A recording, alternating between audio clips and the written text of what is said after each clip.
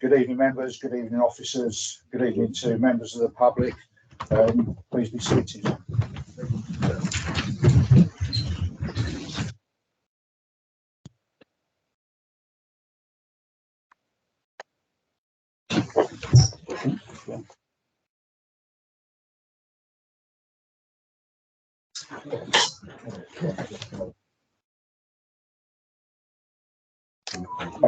Good evening, everyone, and welcome along to the full council meeting. I'd like to welcome members, officers and members of the public who may be attending remotely and, as I say, in the public gallery. Please be advised the meeting will be live streamed and data collected during the recording of the meeting will be retained in accordance with the council's data retention policy. The recording of the meeting may be added to the council's website. The following staff are in attendance: the Chief Executive, Director of Resources, Head of Legal Partnership, Head of Finance and Procurement, Democratic Services, and the Director of Regeneration is in attendance online.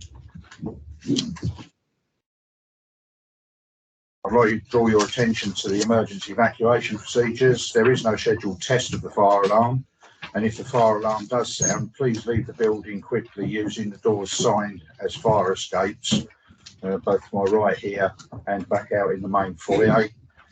Please do not use the lift and assemble in the car park at the front of the building and await instructions.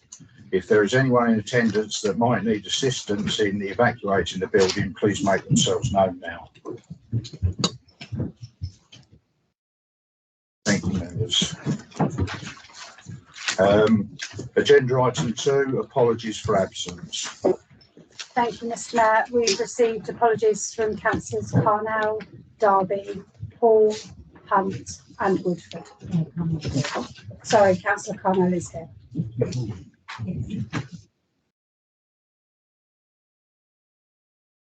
Councillor Gibson. Thank you, Mr. Mayor. Apologies from Councillor Winkless. He's out of the country, so. Yes, he's sunning himself somewhere in the West Indies, I believe. Thank you.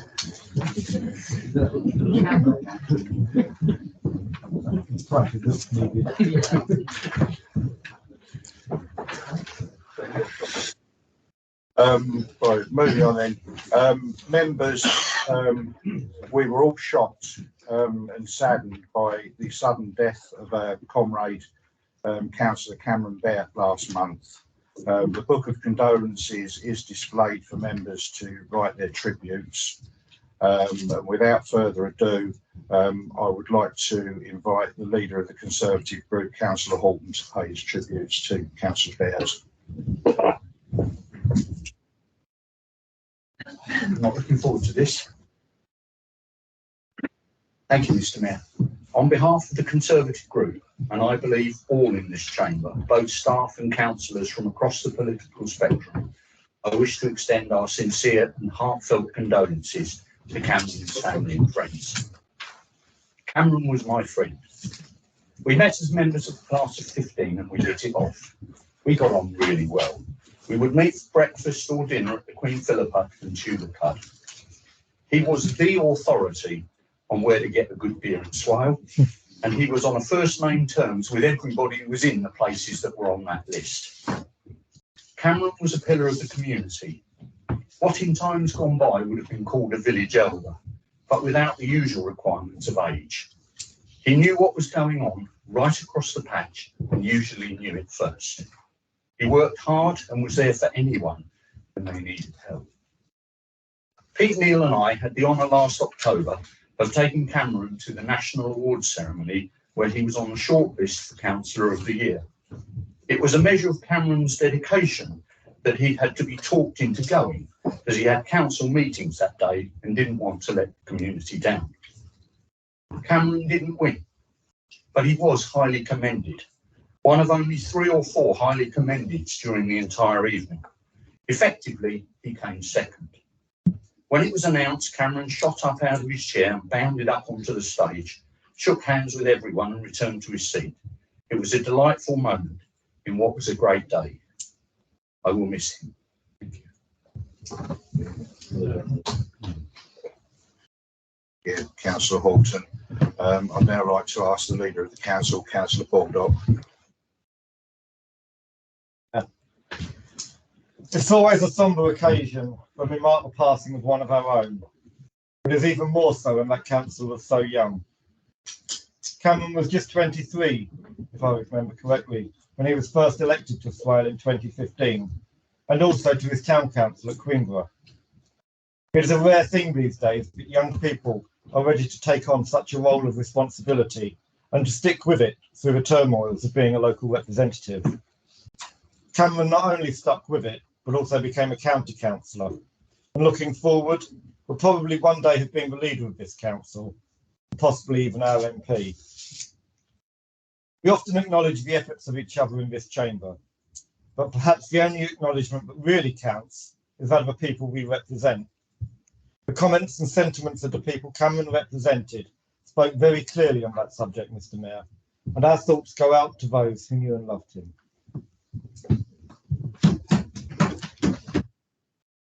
Councillor Baldock. Councillor Pete Neal, please. Okay. Yeah. I believe Councillor Hunt is online and would like to speak at this juncture. Thank you, Mr. Mayor. Can you hear me okay? Yes. Yes, we can, Councillor Hunt. Great, thank you. Although Cameron and I were elected together in 2015, I was lucky enough to have known him since about 2012. I say I knew Cameron, I knew him then only as NoFX Kaz on Twitter. Back then, Kaz was tweeting a lot about gaming on the PlayStation, or moaning about highways and people's bad parking, moaning about the post office, moaning about British Airways. In fact, he did complain about a lot and seemed to use social media as a platform to get his voice heard. Social media, I'm sure, is how many people would have come across Cameron, and the complaining just showed how much he cared about the place he lived and worked. It wasn't until 2 years later that I met Kaz, after he joined the Sittingbourne and Sheppey Conservatives as a candidate. Now, I never told him this, but having been speaking to this Kaz for 2 years, I was a little shocked to find out his name was Cameron. I thought I'd been speaking to Caroline or Carol for 2 years. It must have been all the complaining. Following the election in 2015, Cameron put everything into serving residents of the Isle of Sheppey. And in fact, I think it's safe to say that he dedicated the majority of his life fighting to get what's best for the island. It was clear then that all that complaining on Twitter wasn't just because he cared about where he lived, but he cared about everyone else living there too. He would do anything for anyone, and right to the very end, he was dedicated to this council and the residents of Swale. It wasn't just the council matters that he was there to speak to. We would message each other a lot and bounce ideas off each other. We talked a lot about planning. He was the only other councillor I know who appeared to actually find planning quite interesting. We talked a lot about beer, and I was lucky to share a fair few pints with him too. Cameron was just someone you knew you could turn to, and he would always be there. I don't think any other councillor will ever be able to match the passion, care and determination he had to do the best for this borough.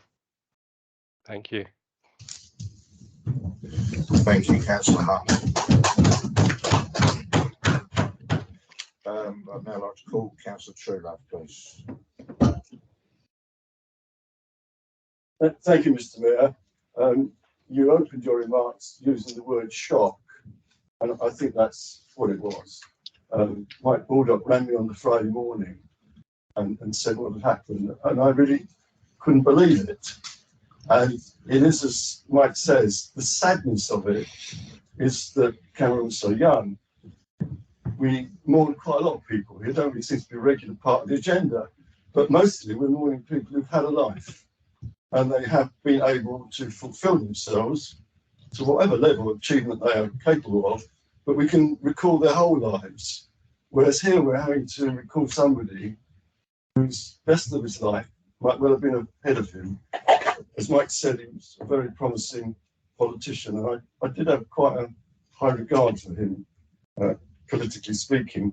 So, somebody on the island echoed what James was saying, that Cameron was really dedicated to the community.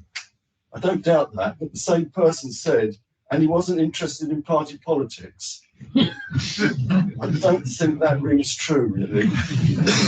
I think he actually was very much a party politician and was going to be, and might well have achieved a very considerable amount, as Mike indicates. His political skills were obviously to get people to believe in him. The election results show that on the island in recent years, because where he's been standing, he gets a lot more votes than anybody else, including other Conservatives.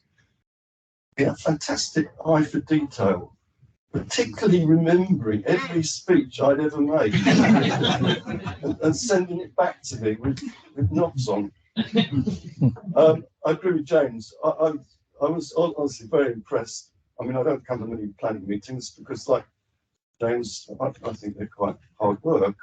But I was impressed with Cameron. He did seem to have studied every planning application in great detail. His comments were incisive, and unlike his comments about the Labour Party, they were also fair. It is a great sadness. I really cherish younger people being on this council, and to lose somebody who was either on this council or maybe in other portals was going to be quite a considerable individual. Thank you. Thank you. Councillor Bowen, please. Thank you, Mr. Mayor. Tough. And sitting with this here, it's harder. Cameron was an absolute gent. He had a personality, and he had a certain way of doing things. And you knew when he was a bit miffed, but he would never be personal about it. He would stand up in his chamber, pull the trousers up, make his point, and you would always guarantee that his point was based on facts. And as Councillor Truelove just said, his knowledge of previous speeches and decisions, how we sometimes managed to pull out these facts just like that was incredible. I don't think anyone else in this chamber that I can recall has ever been able to do that in the way that Cameron did. And then he'd always finish, if he was irked, you knew when he was irked, because he'd always finish his speech with a whack on that button. And then he'd sit down. He wasn't grandstand, he wasn't overly. He certainly made his point, he commented, and he was fair. He spoke, I think, more in this chamber, probably at times in one meeting, than some members speak in their entire duration as being a councillor. But it was always good. His dedication to the people of his own ward, the island, Swale, is something which I think we all should take deep, deep pride in. He will be missed. And I think, in my opinion, if you were to create a recipe for a councillor, you would have a great big dot of Cameron in that recipe. Thank you, Mr. Mayor. Thank you. Thank you, Councillor Bowen. Is there anyone else in the chamber that would like to pay their tributes?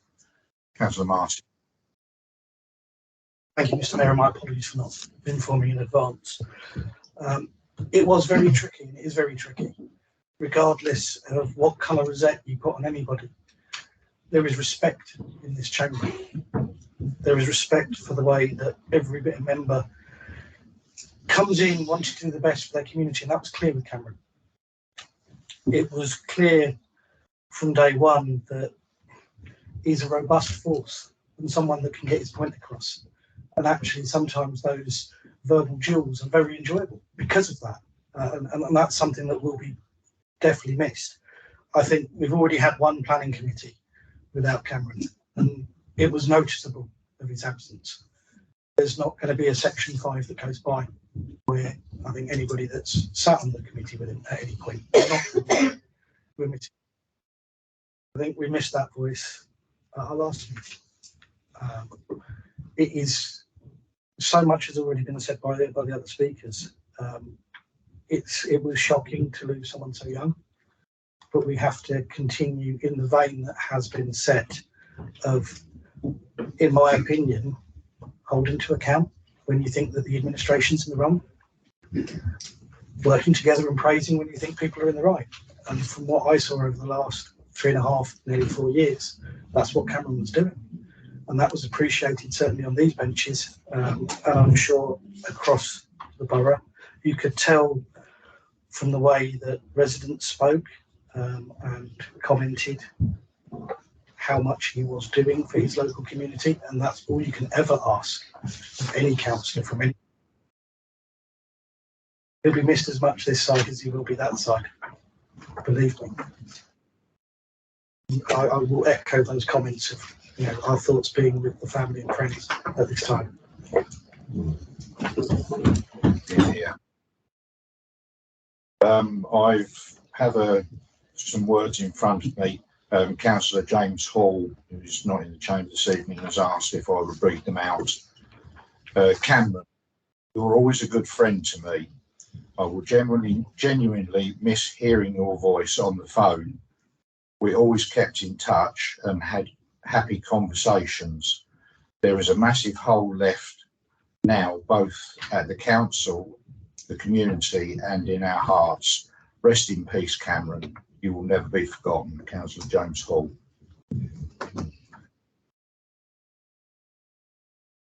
Members, if you would join me in standing for a minute's silence, please.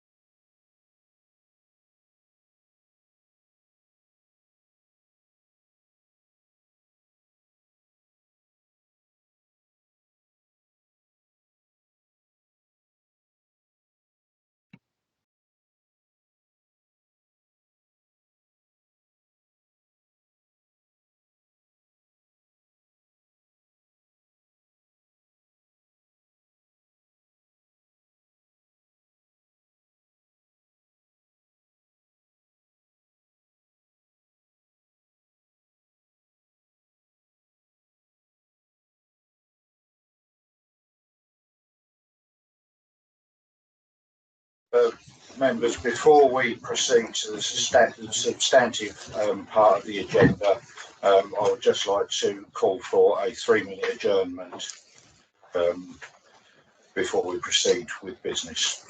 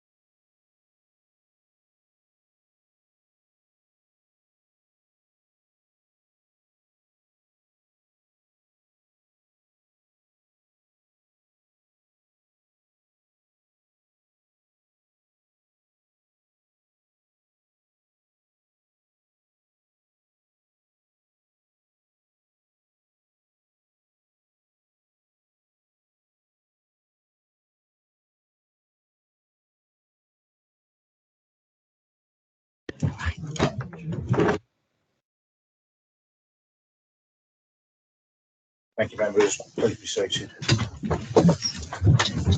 Thank you.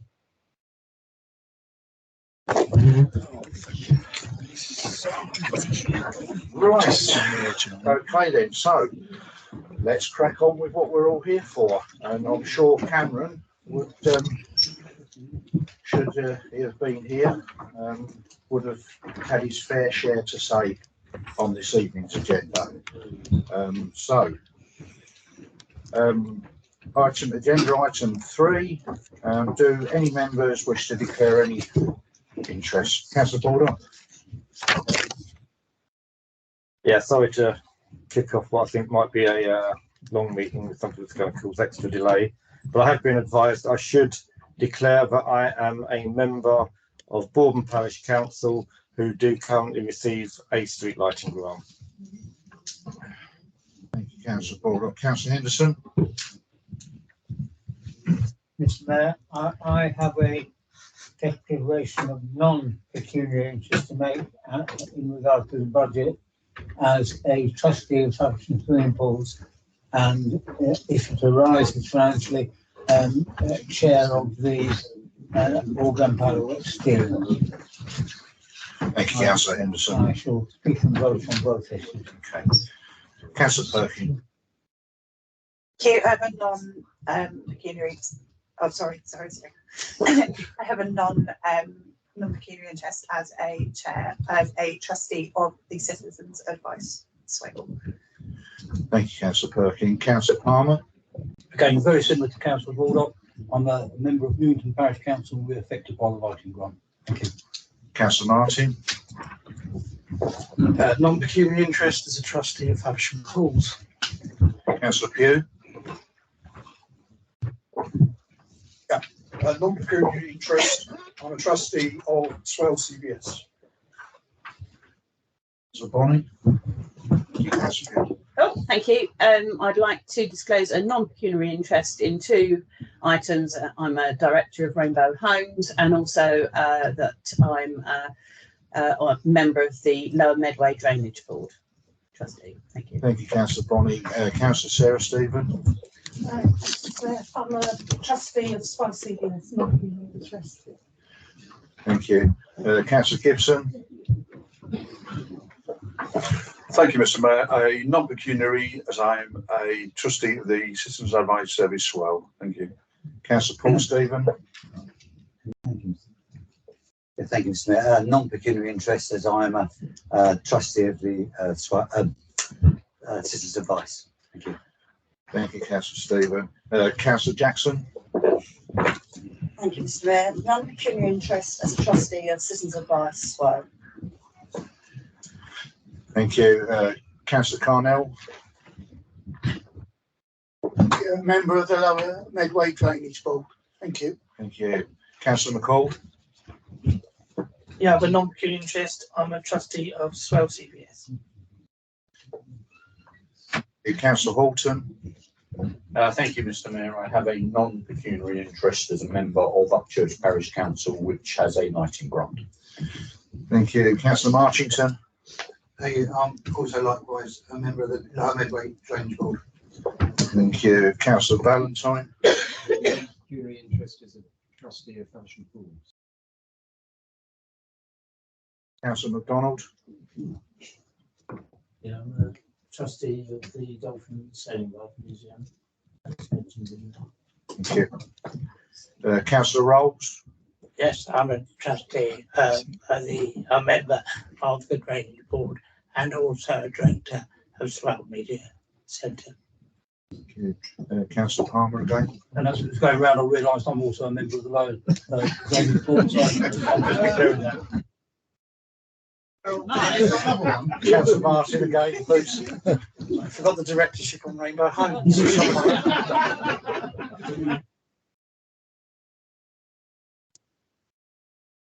Just before we move on. Yeah. Councillor Eagleton? Thank you, Mr. Mayor.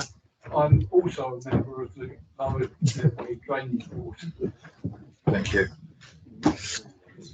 I think I don't see any more hands, so I think we've got there now. Okay, then agenda item 4, minutes of the last meeting. If members wish that the minutes numbers 485 to 494 I sign as a correct record. Thank you, members. Agenda item 5, Mayor's announcements. It's been quite quiet over the last couple of 3 weeks. I've only attended one function, which was the crowning of the Faversham Carnival Queen and Colt. But however, there is one quite important announcement I wish to make. As members may recall, one of my charities for my mayoral year was Swale Your Way. Unfortunately, I was notified recently that Swale Your Way has closed down, unfortunately, due to the tightening of budgets and funding. I did mention this yesterday at my mayor's briefing, and Miss Fillery did say to me, well, she asked me some questions about the organisation that I wish to name as my second charity for the year. And the second charity that I'm naming for the year, which I've assured everyone that their charitable status is ongoing and hopefully should be completed by the time I complete my mayoral year. You may have seen the posters around town, but I'm nominating as my second charity Mental Health charity that meets on a Tuesday evening at Holy Trinity Church on the one-way system. That will be my second main charity for the year. So we move on to agenda item 6, leader's statement. I will ask the leader to read his statement, and then I will ask the leader of the opposition groups to respond in the usual way. Following that, I will invite other members to respond to the leader's statement. Members invited to speak will have 3 minutes, and it will be a strict 3 minutes as we have a rather tight agenda to get through this evening.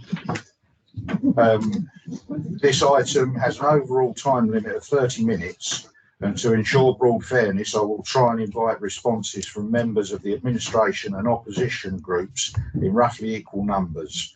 This may mean that I deviate from the order in which members have indicated they wish to speak. Can I please remind all members that responses must be responses to the issues raised in the leader's statement.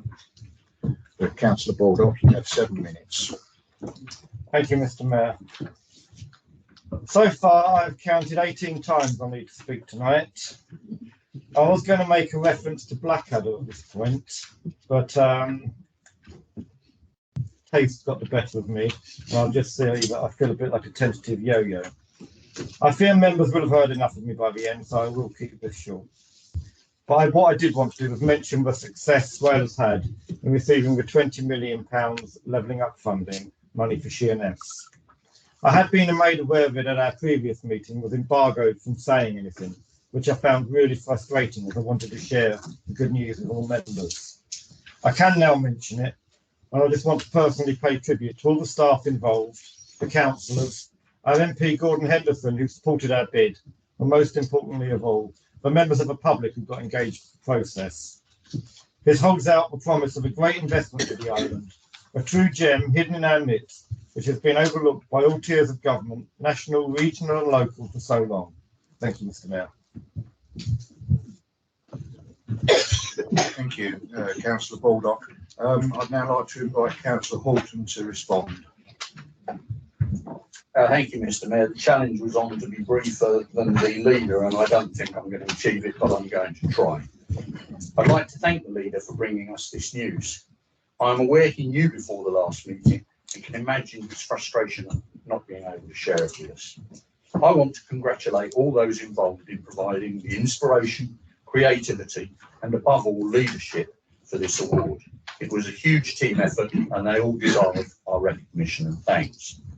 I also wish to pay tribute to the residents of the Isle of Sheffield who embraced the application and gave it their support, without which it would probably have failed.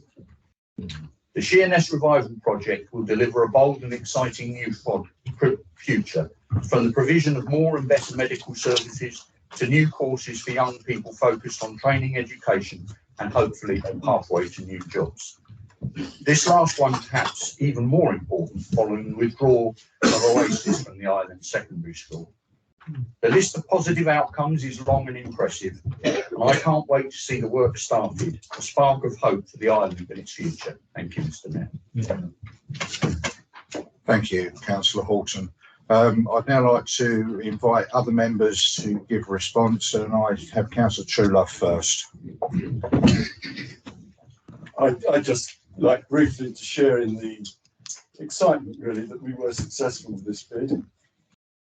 I don't know if you noticed, but Medway were not successful. Would you be ready to send your sympathies to the leader of Medway Council? Councillor Truelove. And that was, didn't use 3 minutes, Mr. Mayor. No, you didn't even use 30 seconds, I don't think, Councillor Truelove. So we'll take that as the spirit in which you'll conduct yourself for the rest of the evening. Councillor MacDonald, please. Yes, as my family have been in Sheerness since the 1800s, and I've seen how it's gone downhill over the years, I think this is absolutely fantastic news, and well done to the staff and the councillors who actually got it through. Well done. Thank you, Councillor MacDonald. Do I see any other hands that wish to?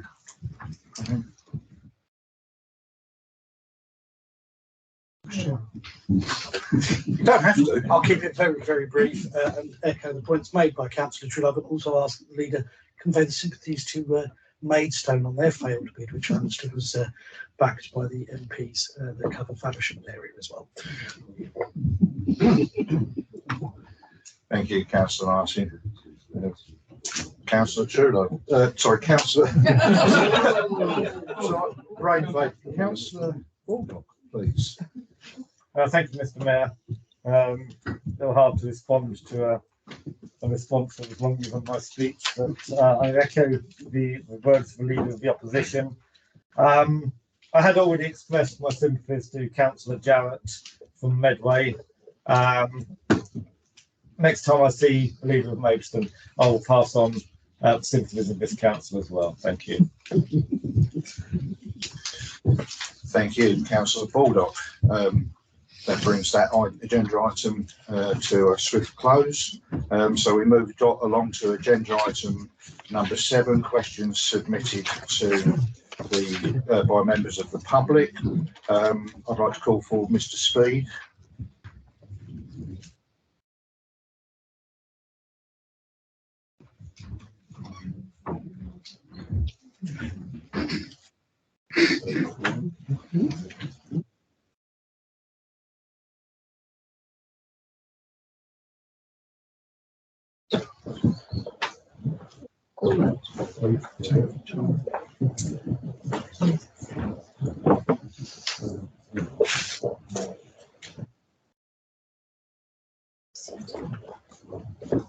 Thank you, Mr. Mayor.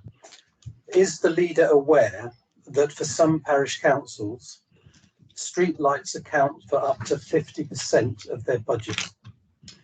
And therefore, if the council reduces and then removes altogether the footway lighting grant, as is proposed, this would put those PCs under considerable financial pressure at a time when electricity costs, including unregulated standing charges, are rocketing. These grants represent less than 0.1% of the council's total budget. So whilst this would be an inconsequential saving to the council, it would have a disproportionate impact on the parish councils affected. Thank you, Mr. Speed. Councillor Baldock, your response, please. Thank you. I'd like to thank the council for this question. As a parish councillor myself, I'm fully aware of the implications of footway lighting costs to parishes. But I'm also aware of the financial constraints that borough councils are facing in light of the financial pressures that he mentions, and the fact that whilst borough councils face a cap of 3%, which is well under the current inflation rate, parish councils are not restricted in the same way. As you will see from the papers for tonight's meeting, like most councils, Swale Borough Council has significant budget pressures. We have had to take some very difficult decisions to ensure that we are able to provide vital council services.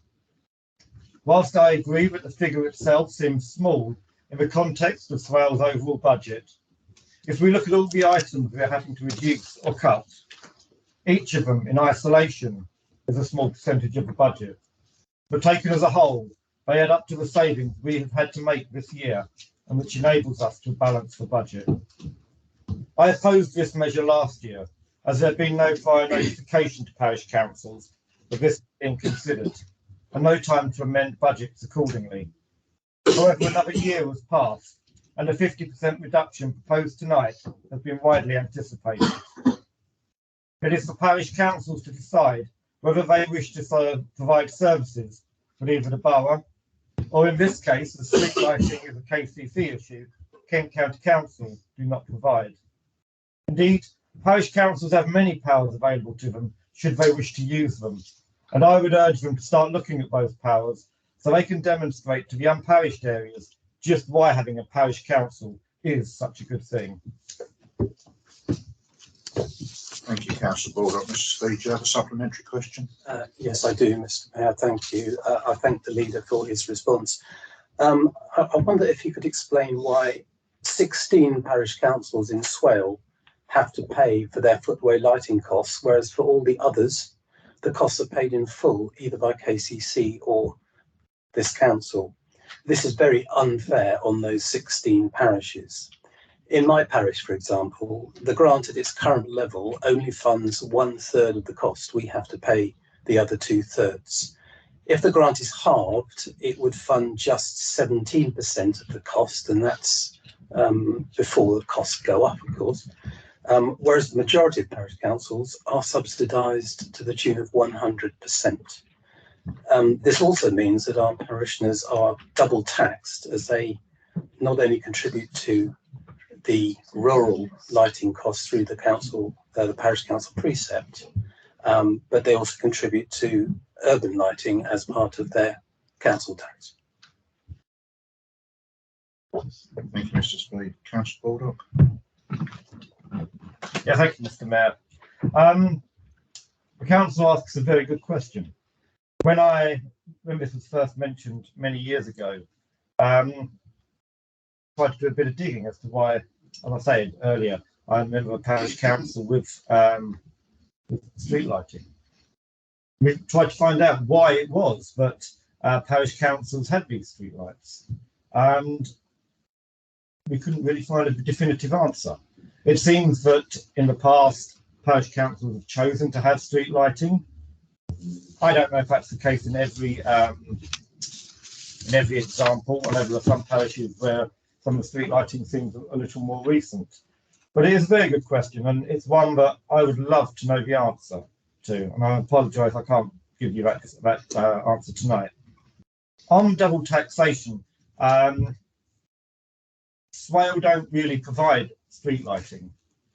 So we're not asking for those taxes to be, it's not double taxation. What we're doing is the people of the whole of Swale are paying for street lighting in the parished areas, but they don't have themselves. So the double taxation actually falls on the unparished areas who are supplementing the parished areas for the street lighting, which they don't have. Now, how we go forward with this, I think, is an interesting question. I think KCC have to be involved. It will be a long discussion, but the crux at the end of the day is, as parish councils, we do have the ability to provide things that other areas don't get.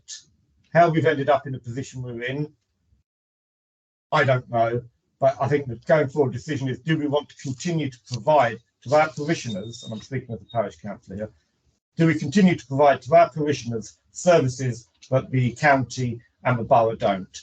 And I think we should. Thank you. Thank you, Steve. Thank you, Councillor Baldock. Moving on then to agenda item 8, questions submitted by members. There are no questions that have been submitted by members this evening. So we'll move on swiftly to agenda item number 9, nomination of mayor for the year 23-24. One nomination has been received for mayor for the coming year 23-24. I invite the leader to propose his nomination for Councillor Sarah Stephen and give a short speech in support.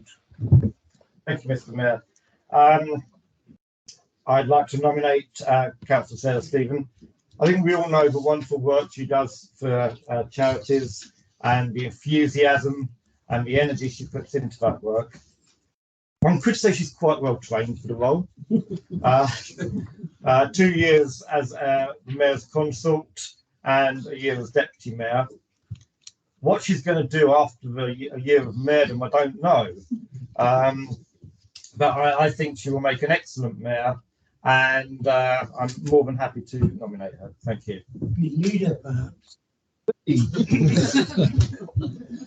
Thank you, Councillor Baldock. I'd now like to invite Councillor Monique Bonney to second the nomination and give a short supporting statement. Thank you. I'll keep it short in the current tradition. So I'm happy to second Councillor Sarah Stephen for the role of mayor for the year. She certainly has her heart totally in the community. She's been involved with volunteer teaching in yoga, setting up the community info hub in 34 the High Street, and the successful first community network event that was held. She's also now heavily, another one on her list, helping out with the Kent Wildlife Rescue at fundraising and events, and become Swales Women and Girls Ambassador on International Women's Day. So I think without doubt, she's a great candidate. She's very fair-minded, has been my deputy in my cabinet role previously. And so I wholeheartedly second it. Thank you, Councillor Bonney. As there is only one nomination, it's not necessary to hold a secret ballot. So can I ask members please to please raise their hands in agreement for Councillor Sarah Stephen.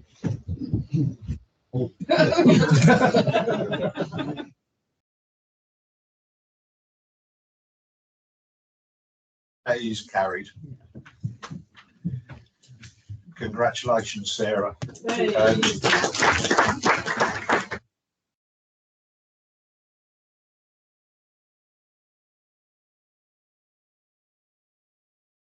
So we now move on to agenda item number 10, nomination for Deputy Mayor for the year 2023-24. One nomination has been received for Deputy Mayor for the forthcoming civic year. So I'd invite Councillor Roger Truelove to propose his nomination for Councillor Tim Gibson and give a short supporting statement. Thank you, Mr. Mayor. I think there's three qualities that you require of a deputy mayor who's likely to become the mayor. Firstly, able to chair meetings well. Now, you remember that Councillor Gibson was elected, and the day after he was told he was going to be chair of planning. That's not exactly the easiest task to take on when you're a complete newcomer to the council. I think it would be a very unfair person who didn't say that he'd been an excellent chairman of planning over the last few years, and I would expect him to be an excellent chair of our council meetings. The second thing is able to engage with the community. And again, there's no question of that with Tim Gibson. The number of things that he's interested in are quite phenomenal. Sport, music, church, horticulture, and anything else you ever talk about. And thirdly, I think we want, as a mayor, somebody you respect right across the council, irrespective of what your party is. We've had some very good mayors in recent years who live up to that. We don't expect somebody to sit in the chair and display their party alliances. And I don't think Tim would ever do that. And one thing I ask of the chair is that they've got a sense of humour. I think Councillor Clark has shown a sense of humour over the last year. But you can have too much of a good thing. Today's favourite, and I won't deliver it as well as either Les Dawson or Tim Gibson, but he said he was woken up by a tap at 2 a.m. He was woken up at 2 a.m. by a tap on his front door. He couldn't understand who possibly could have fixed a tap to his front door. you might get more of that, I'm afraid. Thank you, Mr. Mayor. Councillor Truler. I'd now like to invite Councillor Harrison to second the nomination. Please. Thank you, Mr. Mayor. As always, coming second, there's not much left. But what you did miss out is he's also a Sparks. You know my views on trades. Yes. I think Tim will make an excellent. He can keep it up for hours. Walking down the street, every time he come together, he carries on with a joke. I think he'll make an excellent deputy mayor, and if the time comes and all goes to plan, because you know the rules were changed years ago, which meant that you don't automatically become the mayor if you're the deputy. That was what the previous administration put in place. It's got to be agreed. If it is agreed, I think he would make an excellent mayor as well. That's if we can cope with him by then. If we haven't struggled, Jim. Thank you, Mr. Mayor. Thank you, Councillor Harrison. Right, as we've only received one nomination for the role of Deputy Mayor for the year 23-24, we don't need to hold a secret ballot. So all those in favour of Councillor Gibson, please raise your hands.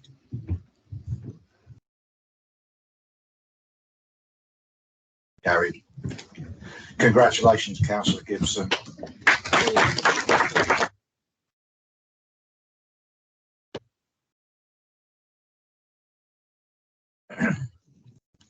Okay.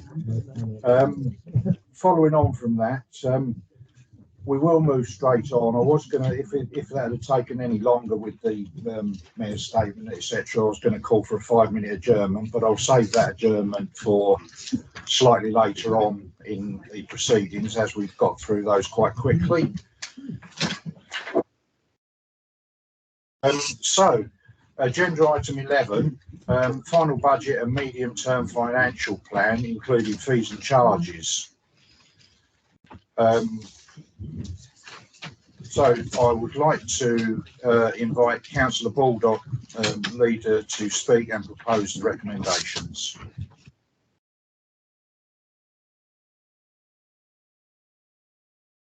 Thank you, Mr. Mayor. This year's budget is not one that any of us would wish to make, but in the face of soaring inflation and a huge increase in contract prices, Swale, like most councils today in England, are having to make these very tough choices. The stark facts speak for themselves. Inflation for the past year significantly above what we were able to budget for the 2% cap in 22-23, creating a large overspend which has had to be carried forward into the year ahead. Further to that, another year with a budget cap of 3%, whilst inflation continues to be far, far higher, means that income simply does not keep up with expenditure. Combine that with a huge drop in the settlement grants that we received from central government, from 10 million in 2014 down to 100,000. Massively rising costs in temporary accommodation all means that we have to drastically adjust our spending. This is the context of this year's budget. I sat through Kent County Council's budget recently, and that was 8 hours. I have read and heard about the problems other councils of all persuasions are facing this year, and how close some of them are to having Section 114 notices served upon them, effectively declaring themselves bankrupt because they cannot produce a balanced budget. Local councils across the board are having to cut, and in many cases slash, services that people rely on, let alone those services not seen as statutory, but which the public expects to see from their local councils. And I have to make this very clear. Until central government, of whatever persuasion, stops the squeeze on local authorities, allows local councils to set budgets without council rate capping, and stops pouring on more responsibilities on these councils without the means to pay for them, local democracy is going to die in this country. Local government needs a fair settlement from central government, and to stop being seen as the easy choice when governments need to save money. Having said all that, we have sought to draw up a budget that will see us through these troublesome times and keep this council solvent for the foreseeable future. We have focused on maintaining front-facing services like bin collection and maintaining our parks. We have also kept the fuel poverty services that we introduced and which have proved so vital to so many in these times of cost of living pressures. And we haven't simply dismissed our commitments to the future, as many other councils have been obliged to do. We continue with our active travel work to help reduce reliance on the car. We continue to work towards environmental betterment across our borough. And of course, our top quality gold paw print award-winning stray dog service. We have been prudent. We have resisted the temptation to raid reserves to produce an election-friendly budget this year, leaving whoever is in charge after May's elections to face producing a total slash and burn budget the following year. We have found over £2 million worth of savings through a combination of restructuring our services, reducing grants to third parties, and having to increase our fees for things like car parking and replacement bins. This has been hard, and I welcome the work put in the opposition by coming up with further suggestions which we will consider tonight. We will not simply dismiss the amendments they have proposed just because they are from an opposition. They will be discussed and be voted upon in a fair and balanced way.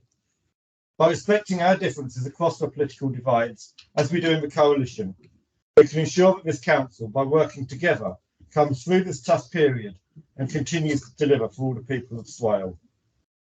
A budget of this sensitivity needs sensible and rational discussion. Let's try to keep it that way. Mr. Mayor, I hereby move this budget and commend it to the council. Thank you, Councillor Baldock.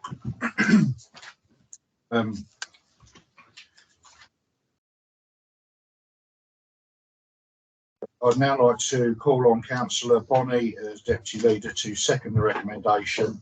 Do you wish to speak? Reserve your right, Councillor Bonney. Thank you. Yes, I would like to second this and I would like to reserve my right to speak. Thank you. Thank you.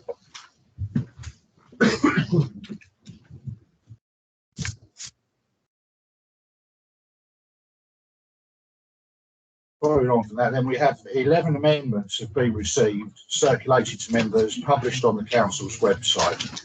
Now that the recommendations have been proposed and seconded, I will invite members to propose their amendments.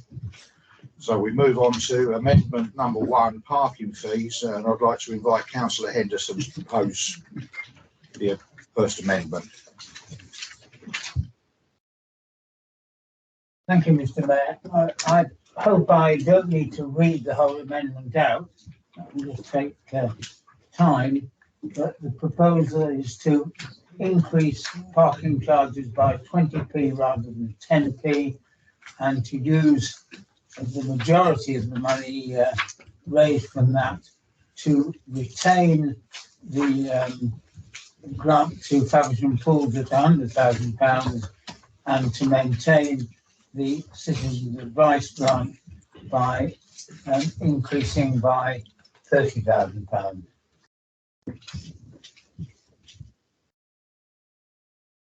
This amendment achieves 3 benefits. A modest increase in parking charges will, on a full annual basis, raise £75,000. And that, of course, will become part of the base budget into the future.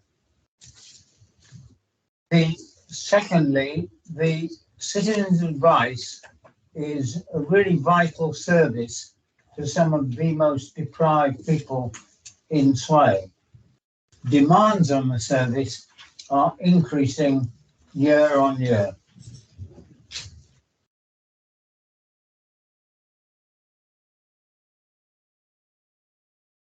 The Swales grant to Citizens Advice is around 25% of its total income.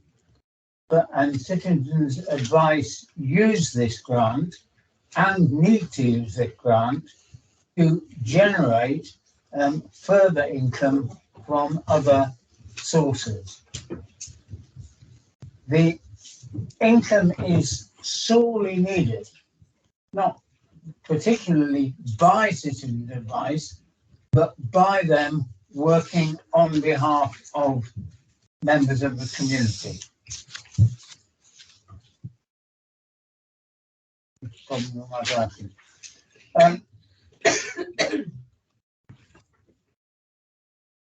Then, thirdly, we come to the swimming pools. Faversham's outdoor pool was built in 1964. 30 seconds remaining. Sorry? 30 seconds. Faversham's pool was built in 1964 entirely by public subscription and donated land. In the last 11 years, Faversham Pools has had a total of £1.3 million from Swale. In the same period, the Sinniborn and Sheppey That's 3 minutes now. have had £8.5 million. And I think in fairness, this Councillor Henderson, we've got a lot to get through. That is your time. Thank you.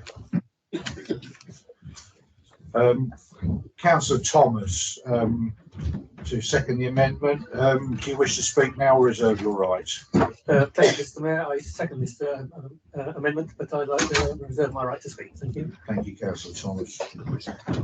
Councillor Truelove, please.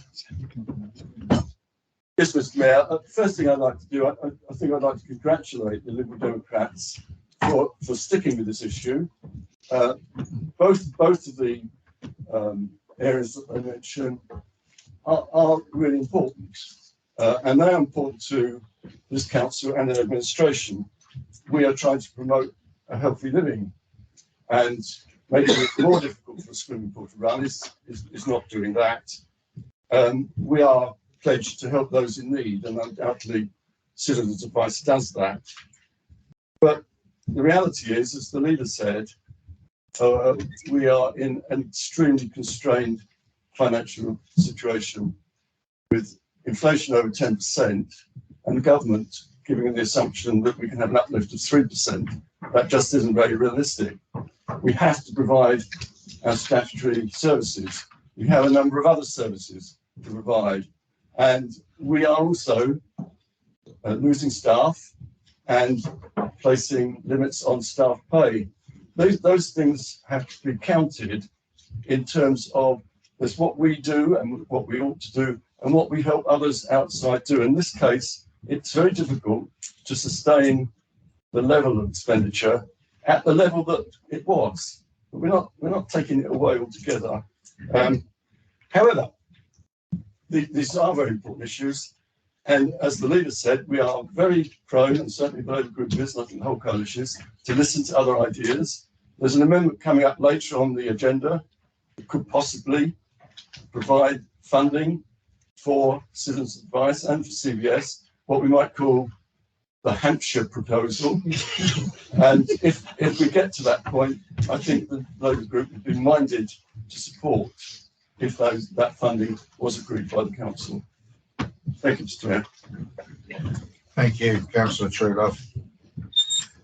I now have Councillor Horton, please. Thank you, Mr. Mayor. And I too share Councillor Henderson's desire to support these important projects. But given that we have 3 amendments posted tonight which are about reducing car parking, whilst I would love to be able to do something on Citizens Advice Bureau, CVS, and indeed parish lighting, I cannot do it by putting up car parking fees. I too when the time is right, we'll commend the Hampshire proposal to this council. Thank you. Even for me at last, Councillor Hampshire. Councillor Palmer, please. I agree with what's been said by. Sorry, I agree with what's been said. I couldn't support an increase in like this. However, I do feel that there was members of the public here, and it would be nice if they knew what was on this, because it is, you know, so it even needs to be read out. If there's spare copies, can they be provided to the members of the public in the galleries, please?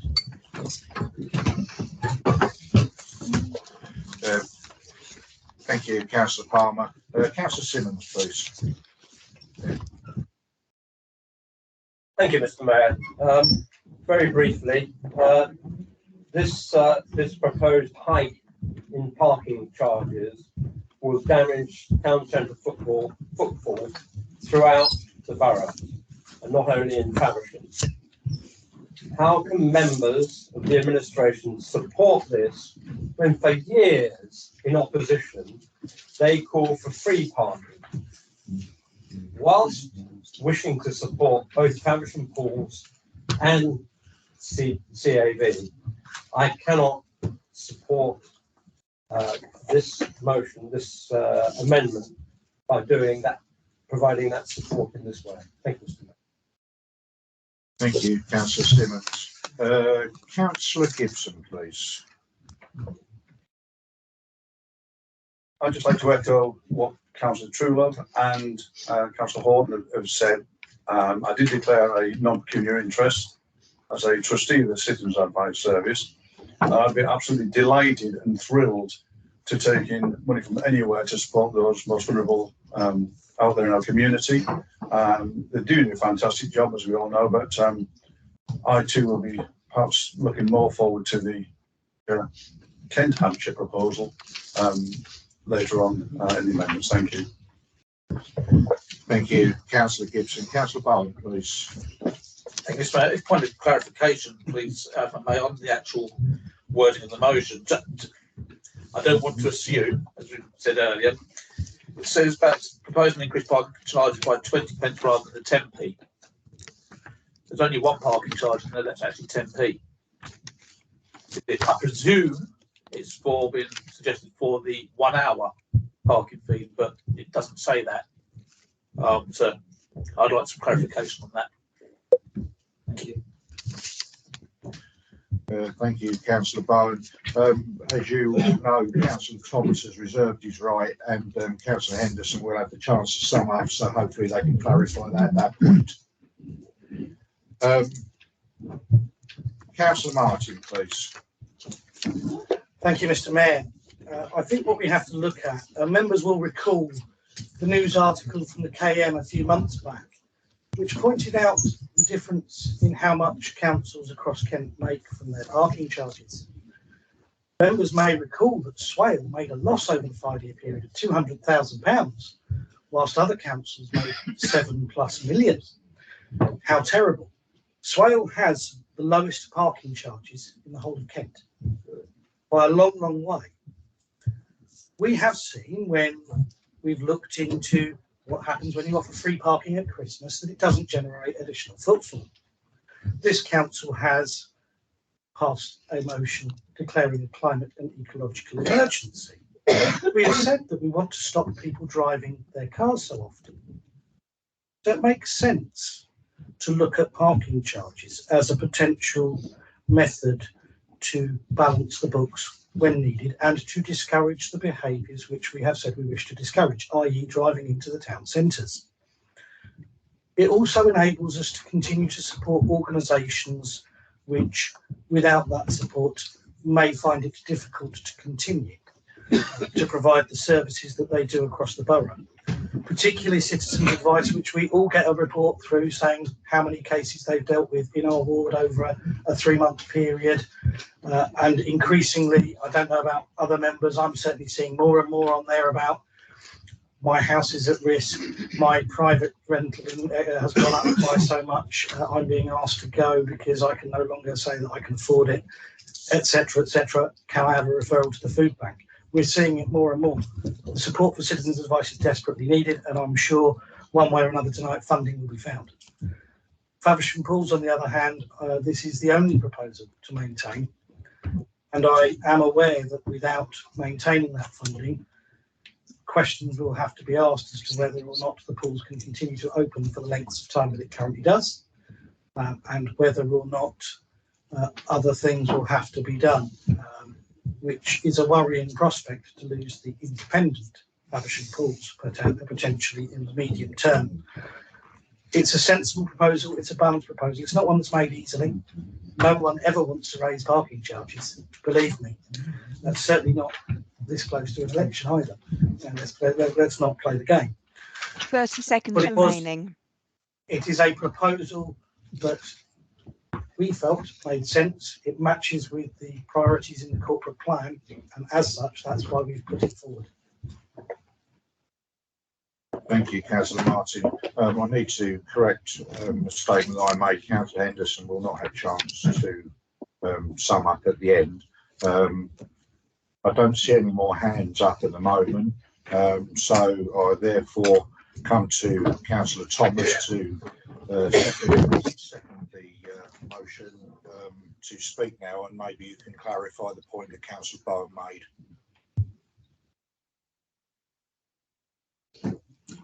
Thank you, Mr. Mayor.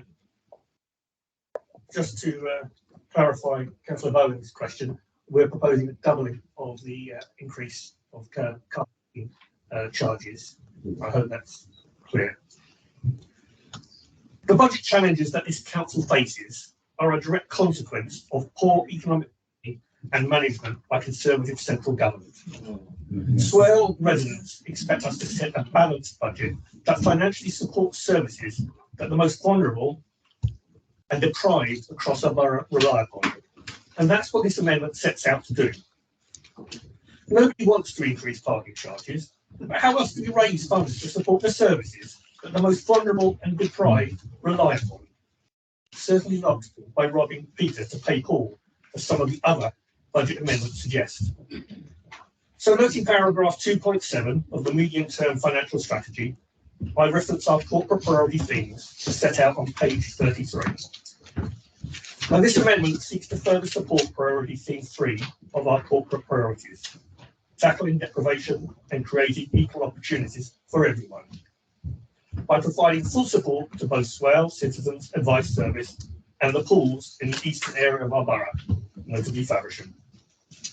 Also, while recognising the need to balance the budget, a further increase in parking charges to fund this proposal discourages the use of the car and reflects our corporate priority theme 2, investing in our environment and responding positively to global challenges. So it really is a matter of what are our priorities.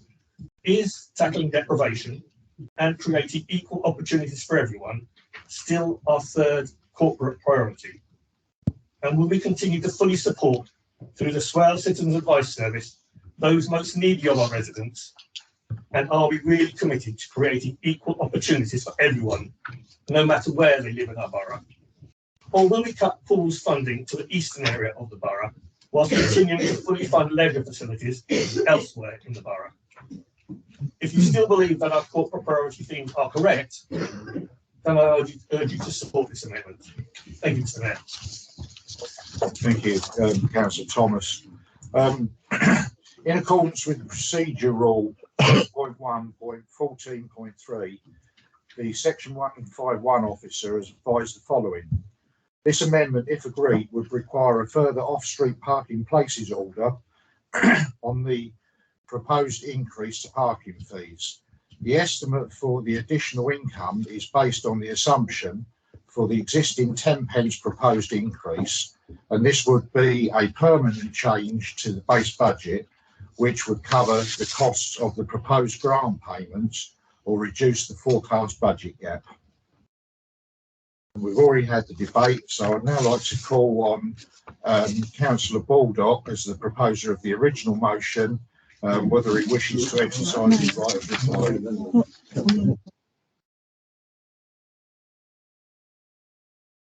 An amendment to the budget motion where I respond to each amendment.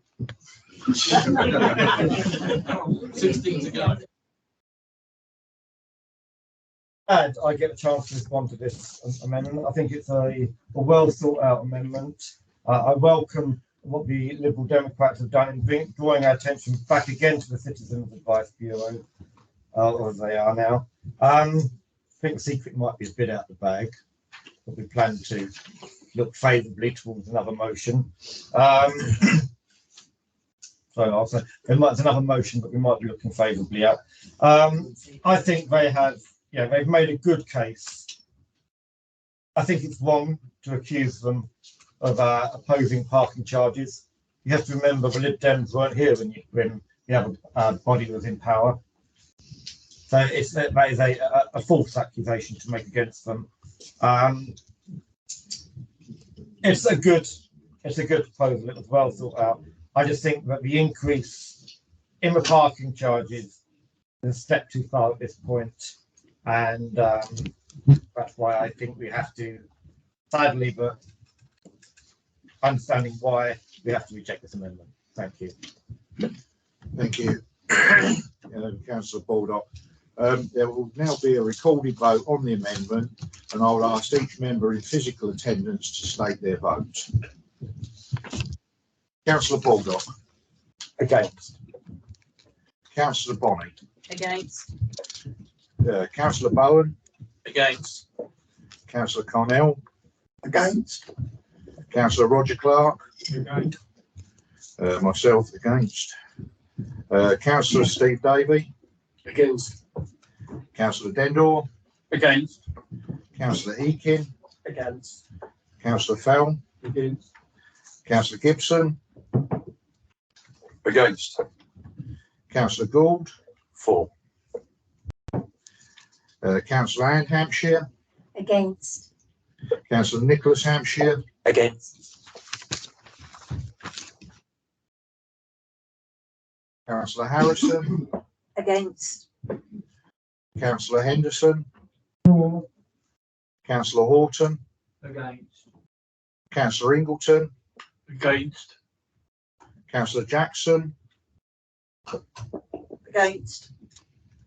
Councillor Jays. Against. Councillor Knights. Against. Councillor MacDonald. Against. Councillor Marchington. Against. Councillor Martin. Councillor McCall. Against. Councillor Neal. Against. Councillor Nsanga. Against. Councillor Palmer. Against. Councillor Perkin. For. Councillor Pugh. Against. Councillor Rolls. Against. Councillor Saunders. Against. Councillor Simmons. Against. Councillor Paul Stephen. Against. Councillor Sarah Stephen. Against. Councillor Tatton. Councillor Thomas. For. Councillor Truelove. Against. Councillor Valentine. For. Councillor Whelan. Against. Councillor Whiting. Against.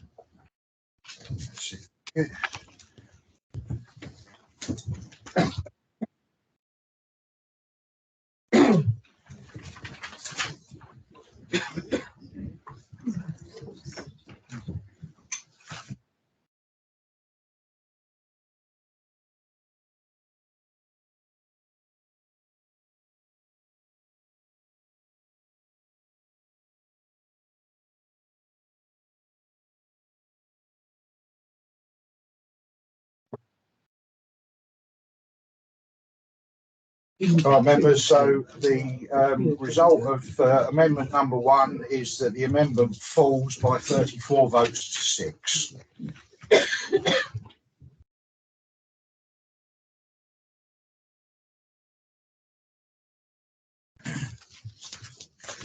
So we now move on to amendment number 2, staff pay increase. I invite Councillor Baldock to propose your amendment. Thank you, Mr. Mayor. This amendment's come about because the overspend is not as high as originally predicted.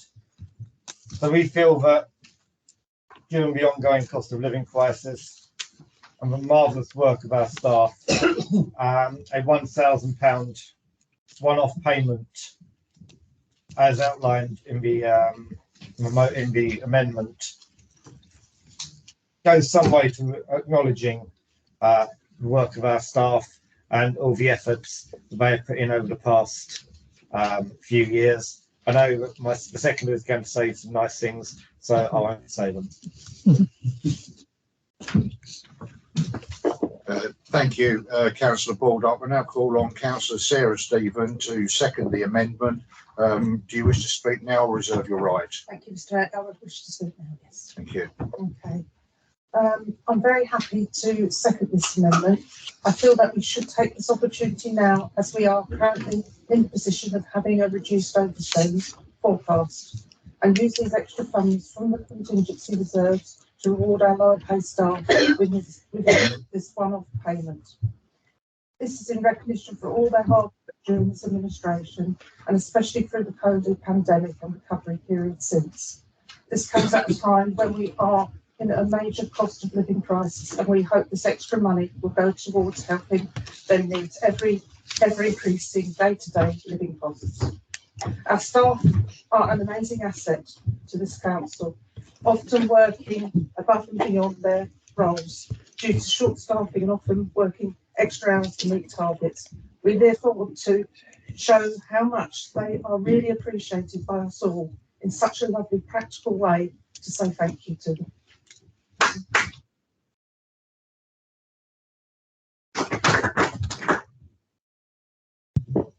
Thank you, Councillor Stephen. In accordance with Procedure Rule 3.1.14.3, Section 151 officer has advised the following. Indications are that Q3 budget monitoring report will show a reduction in the overspend previously forecast. This will result in a lower amount to be taken from reserves to cover the 2022-23 overspend, leaving a higher budgetary contingency reserve balance that would cover this one-off spend without adversely impacting on the reserve position that has previously been forecast. I'd now like to open up the debate, and I have Councillor Horton first, please. Thank you very much, Mr. Mayor. There is a certain irony when the leader of the council proposes an amendment to his own budget. But actually, I think it makes perfect sense. It demonstrates that we have been fleet of foot as a council. We have monitored what is going on and recognised that there is some flexibility. I think extending our thanks and our gratitude, particularly to those lowest paid members of staff, is an incredibly important thing to do. I think it is sad that we weren't in a position to do this earlier and make it clear that it was in the budget, because a lot of people will have been worried about what they may or may not have come in. But I think this is the right thing to do, and I'm wholeheartedly behind this amendment. Thank you, Mr. Mayor. Thank you, Councillor Horton. Councillor Whiting, please. Yeah, thank you, Mr. Mayor. I too support this. I just wondered whether there was any more information about what the Q3 budget monitoring report will actually show in respect of the underspend. Do we have a figure for it, Mr. Mayor?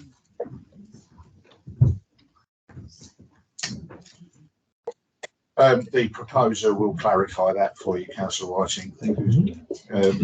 I have Councillor Bowen and then Councillor Simmons. Thank you, Mr. Mayor. Another question on this. Can I ask whoever may know the answer to it?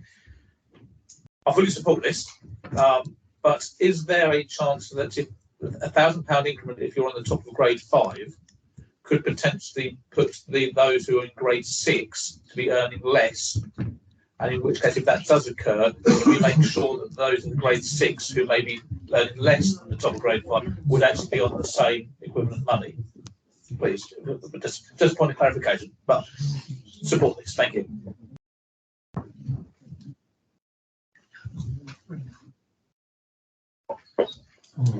Again, Councillor Baldock will clarify. Councillor Simmons, please. Thank you, Mr. Mayor. Like previous speakers, I support this amendment. Obviously, we in the opposition didn't know about the early indications of Q3. It may interest members to know that we had a very lengthy discussion about the amendments we would make this evening. We would like to propose. I think we had about 20 when we started, and so we reduced them. And one of them was to do with staff pay. So I, like others, are going to be supporting this amendment. Thank you. Thank you, Councillor Simmons. Councillor Truelove. Thank you, Mr. Mayor. Our group entirely supports this. And I think you need to consider what a reduction in the overspend is actually about. We get underspends because we have staff vacancies. And when that happens, the staff have to work more than they would otherwise have done. The fact we've got a budget contingency reserve is due to previous years where we had underspends on the predicted budget, essentially because we had staff vacancies where other people made up for the work that would have been done by the people who are not here. The point about it would have been nice to know before, well, the finance department is also overstretched in terms of manpower, and they've done very well to let us know by the time of this meeting. Thank you, Mr. Mayor. Thank you, Councillor Truelove. I haven't seen any more hands indicate, therefore I would like to ask Councillor Baldock, as the proposer of the original motion, whether he wishes to exercise his right of reply to the debate on the amendment. Thank you, Mr. Mayor, and I thank all councillors for showing their support for staff in this way. The early indications on Q3 are it's around £300,000. Not yet confirmed. Regarding the very astute point that Councillor Bowen made, very wise, very on the ball, because I asked it.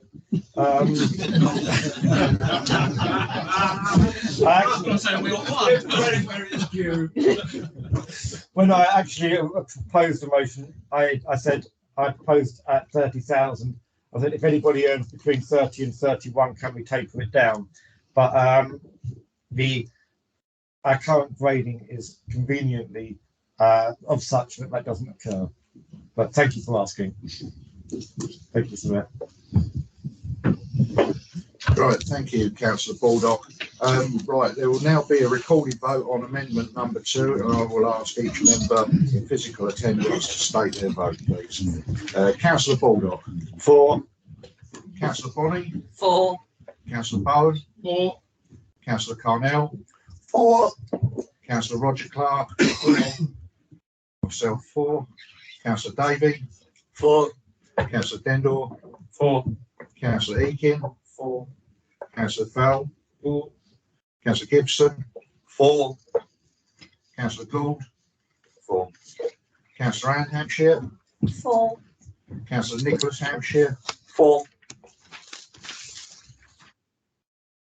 Councillor Harrison. For.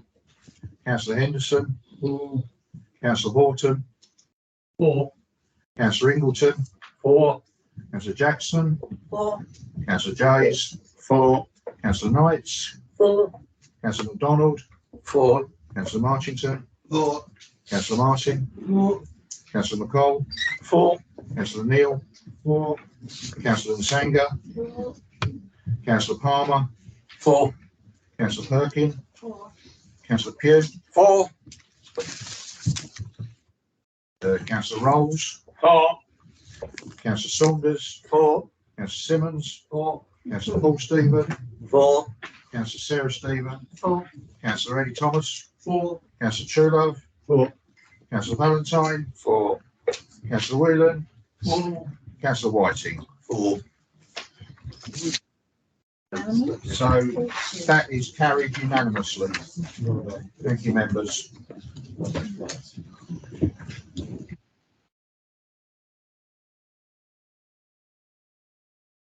So now we move on to amendment number 3, new bins developers.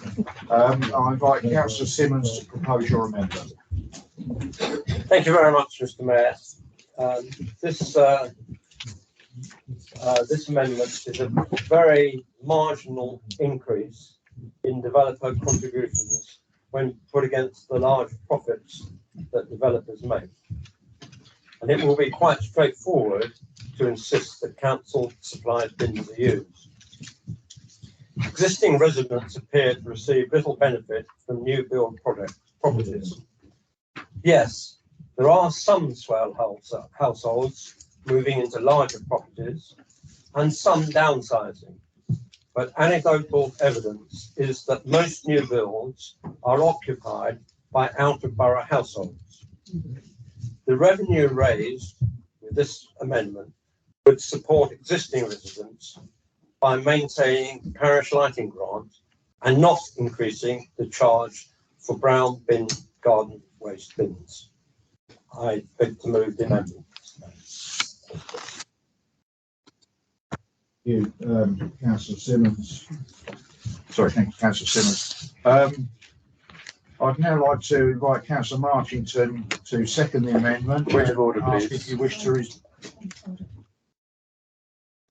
I was just wondering, Councillor Simmons mentioned about not increasing the brown bin fee. I couldn't see that in the amendment that's tabled. It's kind of granted in this amendment. No, it's not. I'm being informed that it's not part of the amendment, Councillor Gould. And it's not really a point of order. Okay.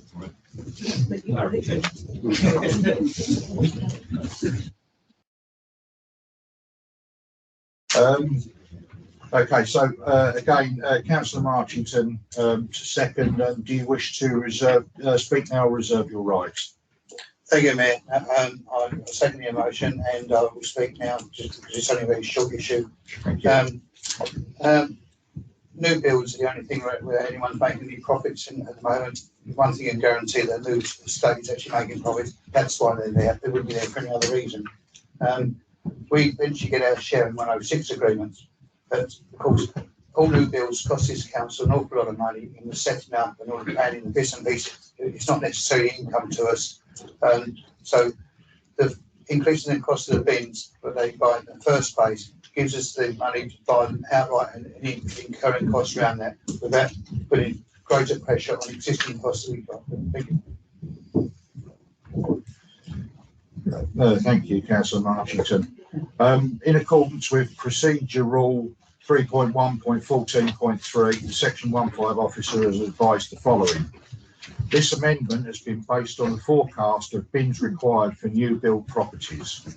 There is a risk that developers challenge the Section 106 agreement that requires that they buy their bins from the council. This could impact the income generated and the quality of the bins acquired. The proposal is a change to the base budget and would generate income to fund additional spend or reduce the current forecast budget gap.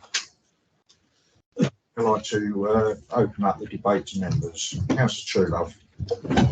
Just to say that we do note that risk. But sometimes you have to take risk, and the sum involved is not so great. 52,000. It's not so great as for us, perhaps, not to take that risk. And I think I'm all for developers paying a bit more. It might encourage some of them to go away. So we would support that. But just to remind the opposition, if it's 52,000, you can only spend it once, by the way. And you can't spend 60-odd thousand on an income of 52. But we'll come to that later.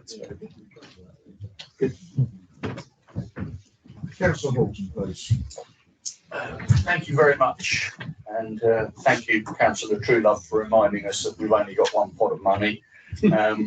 That's a conversation that I have had with the Section 151 officer times a day for the last 4 weeks, and the message is thoroughly there. Just to help members understand this particular proposal, 52k is probably the minimum this will raise. It's based on the average number of houses that we have constructed over the last 8 years, and that is the income only from the 140 litre bin, assuming that each household gets 2 bins.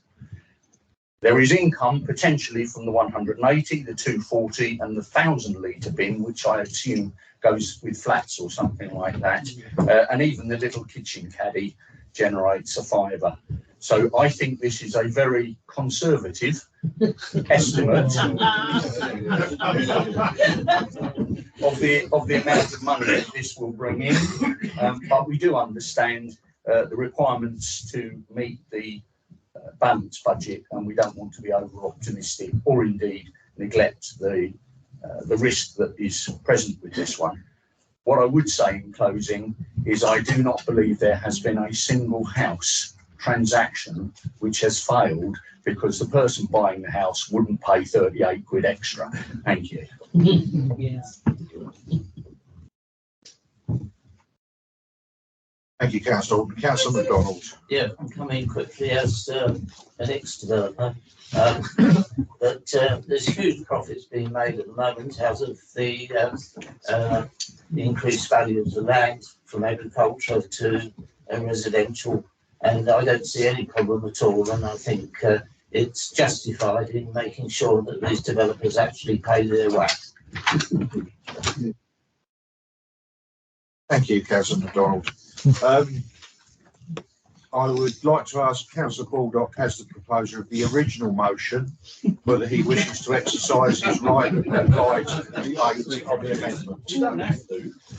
It's not obligatory, Councillor Baldock. I might waive the right when I feel I can get away with it. I'll just say, like I say, we welcome this amendment. We think it's there's an element of this, but as Councillor Truelove said, it's a risk worth taking. We also welcome the recognition from the opposition about the perfidy of development. It's something that some of us have been saying for a long time. This is an example of how an intelligent and thoughtful proposal has been put forward. We are obliged to take it seriously. It is a good amendment, and I think we should be supporting it. Thank you. Thank you, Councillor Baldock. There will now be a recorded vote on amendment number 3. So I'll now go to Councillor Baldock. 4. Councillor Bonney. 4. Councillor Bowen. 4. Councillor Carnell. 4. Councillor Roger Clark. 4. Myself 4. Councillor Davey. 4. Councillor Dendall. 4. Councillor Eakin. 4. Councillor Fell. 4. Councillor Gibson. 4. Councillor Gould. 4. 4. Councillor Anne Hampshire. 4. Councillor Nicholas Hampshire. 4.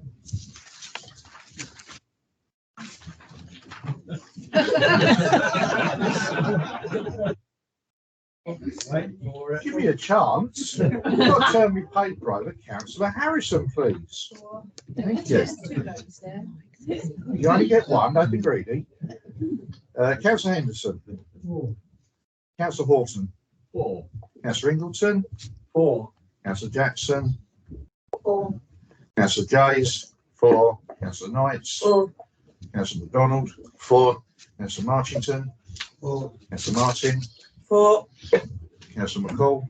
4. Councillor Neal. 4. Councillor Nsango. 4. Councillor Palmer. 4. Councillor Perkin. 4. Councillor Pugh. 4. Councillor Rolls. 4. Councillor Saunders. 4. Councillor Simmons. 4. Councillor Paul Stephen. 4. Councillor Sarah Stephen. 4. Councillor Thomas. 4. Councillor Truelove. 4. Councillor Valentine. 4. Councillor Whelan. 4. Councillor Whiting. 4. That is carried unanimously. Thank you, members.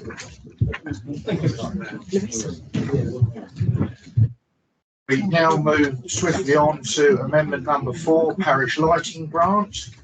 I'll invite Councillor Whiting to propose your amendment. Thank you, Mr. Mayor.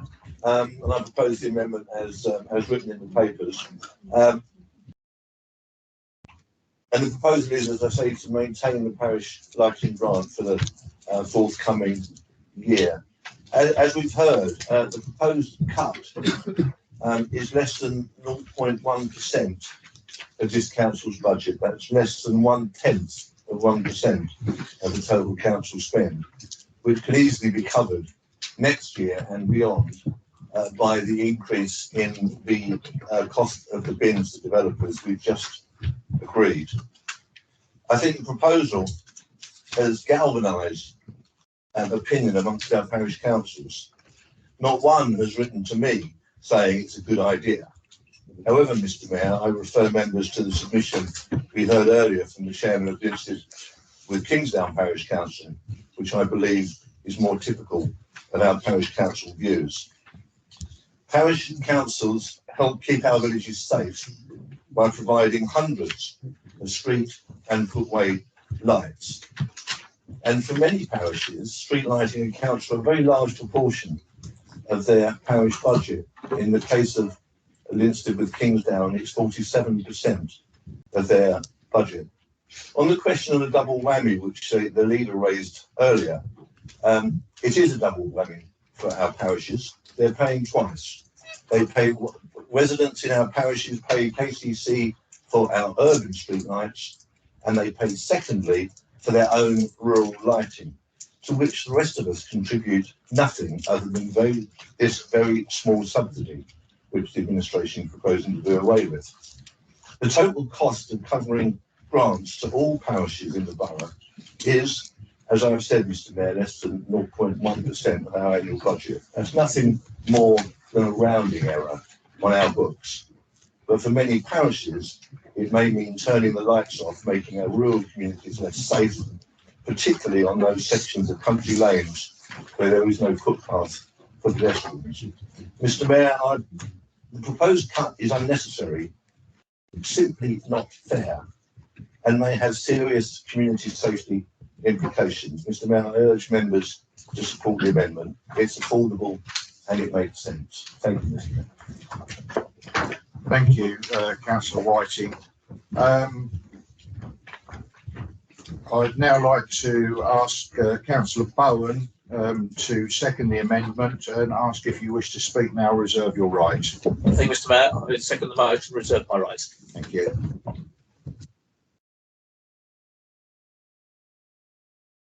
Following statement: in accordance with the procedural rules 3.1.14.3, the section 151 officer has. Mr. Mayor, sorry to interrupt. I beg your pardon. Yeah, thank you, Councillor Gibson.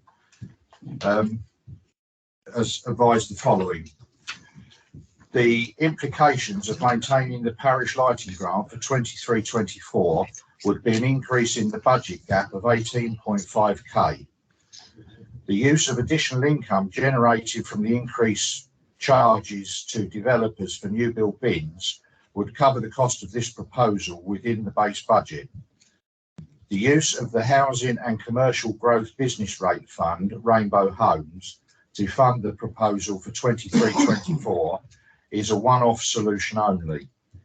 As stated in the S25 report, within the proposed budget, the ongoing use of reserves is not sustainable in the medium term. Ongoing funding for this amendment would further increase the budget gap in future years. Thank you. I now open up the debate to members, and I have Councillor Truelove first. Thank you, Mr. Mayor. This is one of several amendment proposals that predicate the idea that we can use the Rainbow Homes funding to finance, and that is bad financial planning, as has just been indicated. To take a one-off fund that is there to support a capital program is on a one-off basis simply means if you put that in the revenue budget, what are you going to do the next year? That is not available because you've used it. So that is bad finance. But I also think to use that rainbow money for this purpose is dishonourable, because the North Kent Housing Growth Fund is one of 3 funds that this council benefit from by pooling business rates with other local authorities. 2 of those were with authorities right across Kent. 1 was with the North Kent authorities. And the funding was actually available when the previous lead, not the previous to this previous lead, but when Councillor Bowles was leader, it was available to this council, but we had no suggestion as to how to use it. It has to be used by agreement with these other authorities on housing growth. That's what we agreed. And when I was first leader, I was asked, how did Swale intend to use this money? And I said, on affordable housing, because there's a housing growth fund. And it would be dishonourable for us to go back on that. Add to that, I said that at practically every cabinet meeting for 3 years, and at frequent council meetings, and also at budget setting, that the 1.7 million of the North Kent Housing Growth Fund was there to help facilitate the growth of the Rainbow Housing Company. I don't think we can possibly now use that money, which in all honesty, we were granted because we were prepared to put it into housing growth and to put it into affordable housing, to do street lighting or the CAB. It should be taken out of these proposals, not just for this amendment, but for all other amendments. The only way that we can support any of these amendments is by using that money. God, I'm frightened of Philippa. The only way to do that is to use the funding that has come forward from possibly the sale of bins. It would be, I have to say, dishonest for us to now, via the money that we took for housing growth and for affordable housing, and use it for the revenue budget when we wouldn't be able to use it twice. So it only put pressure on the revenue budget for years to come. So I would ask the proposers. That's 3 minutes now, thank you. I know it's Philip, I'll sit down now, thank you. I'm glad you take notice of someone, Councillor. Perhaps I'm not scary enough. Councillor Hall, please. Yeah, thank you very much. I'm a little bit worried because Philip is not even in the room and we're terrified. The leader, former leader, neatly skipped over the first funding proposal to explain all about the Rainbow Homes, and I suspect we're going to hear that argument 5 or 6 times. Our original proposal is that the parish lighting grant be paid from the money that is generated in the new bins. Before I go on to talk about that though, there is a belief that a parish council can just switch its lights off if it doesn't feel like paying the bill. It is actually possible, but it's nonsense because it doesn't save you the bill. The electricity that is charged to a parish council is non-metered and calculated on about a 3-year cycle. Upchurch Parish Council is still paying for lighting at the price it was 3 years ago. And when the price goes up, there is a massive lag in the system. So if you switch your lights off, you still pay the electricity. So turning the streets dark isn't a solution. But I would like Mr. Mayor to propose a motion without notice, because I believe there is a solution here. We have heard from the leader that the Q3 projections are of the order of 300k. I appreciate that's rubbery, and I appreciate that it moves about. And we are very clear that this proposal is a 1-year proposal. We are looking to spend money from the reserve to do this for 1 year, because we're hoping that we will be able to find a longer term solution. and perhaps pick up on what the leader said about understanding the history of how we got here. So my proposal, Mr. Mayor, is that this be a motion without notice that we fund this from some of the excess. We've used 200k, and I think the leader said there was around 300. I'd like 18 and a half of it to pay for this proposal. Thank you, Mr. Mayor. Thank you, Councillor Horton. The Chief Executive is just checking with something with our legal officer.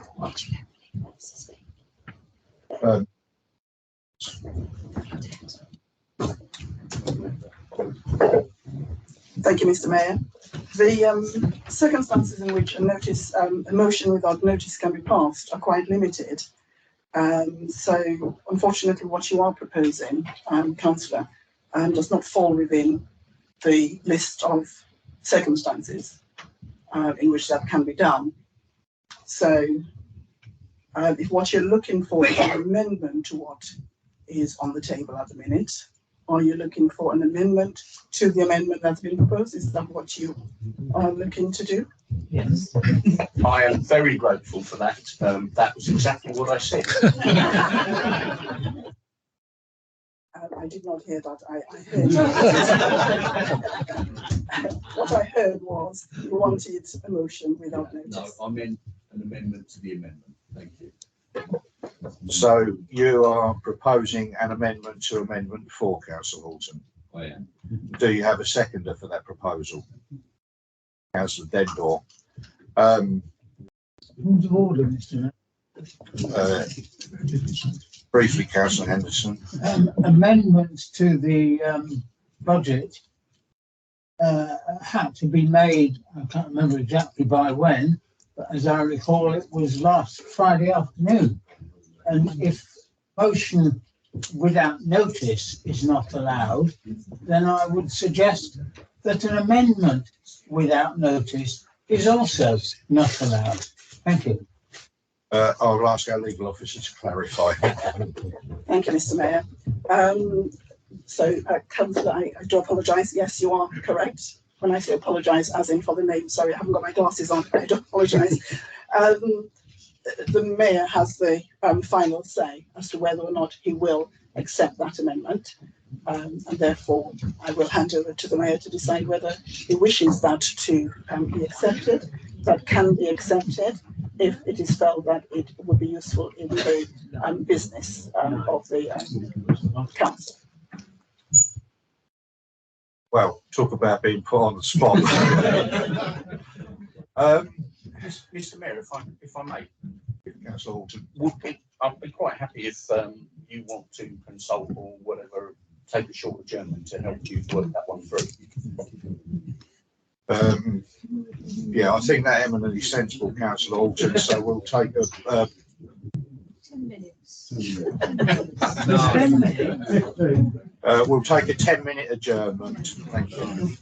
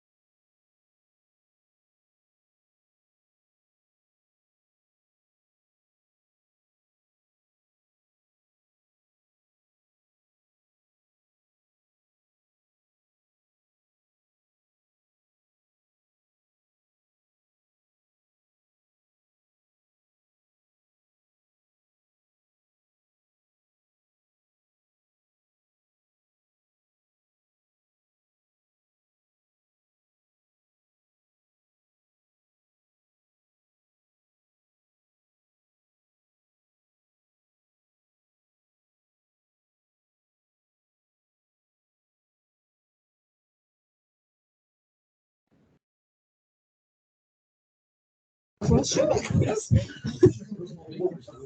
Thank you, Member.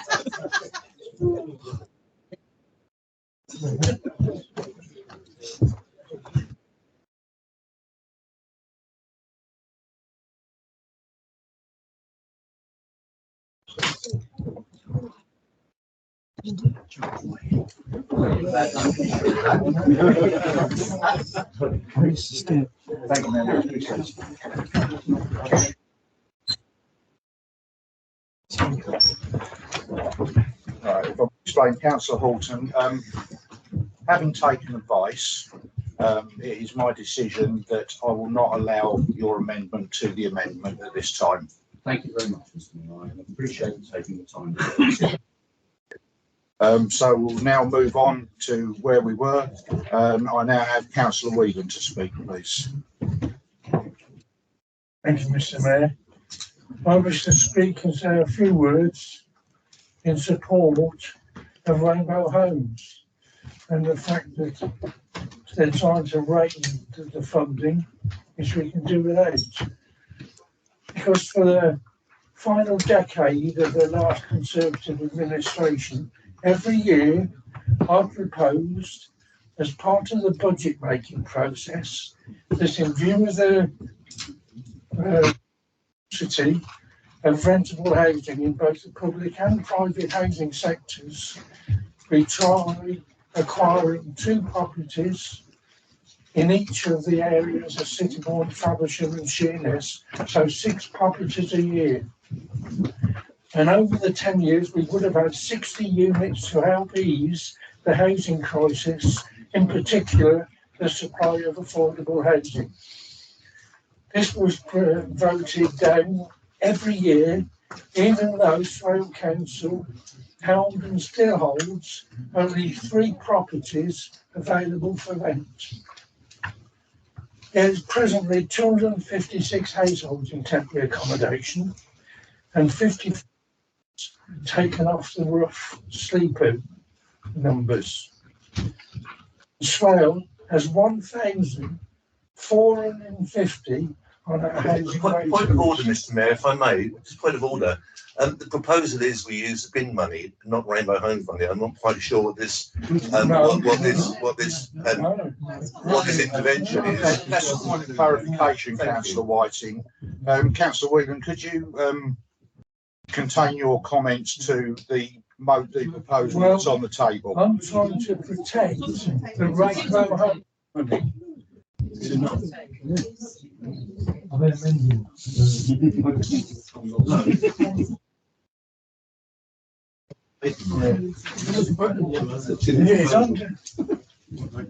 need for affordable housing is clear. And for 15 years prior to the coalition, we don't agree. Councillor Whelan, could I just stop you there for a moment? I'd just like to ask the proposer of the motion if he would like to withdraw the part of the amendment that speaks to using Rainbow Homes money. I'm really obliged to you, Mr. Mayor. I'd like to do that entirely. Yes, please, and just refer to the use of the additional income generated from the increased charges for kids. Thank you, Councillor Whiting. I'm obliged. Thank you, Councillor Whelan. Councillor Palmer, please.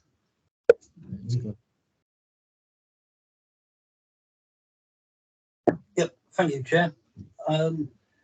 This is an awkward one because a lot of parish councils are being impacted, but I think it was said earlier that some low parish councils have supported this, but I have actually been contacted by some who think it's great that we don't have streetlights. So there are some who feel it's quite unfair. Double taxation was a good point brought up by Mr. Speed or Councillor Speed from Linstead Parish Council.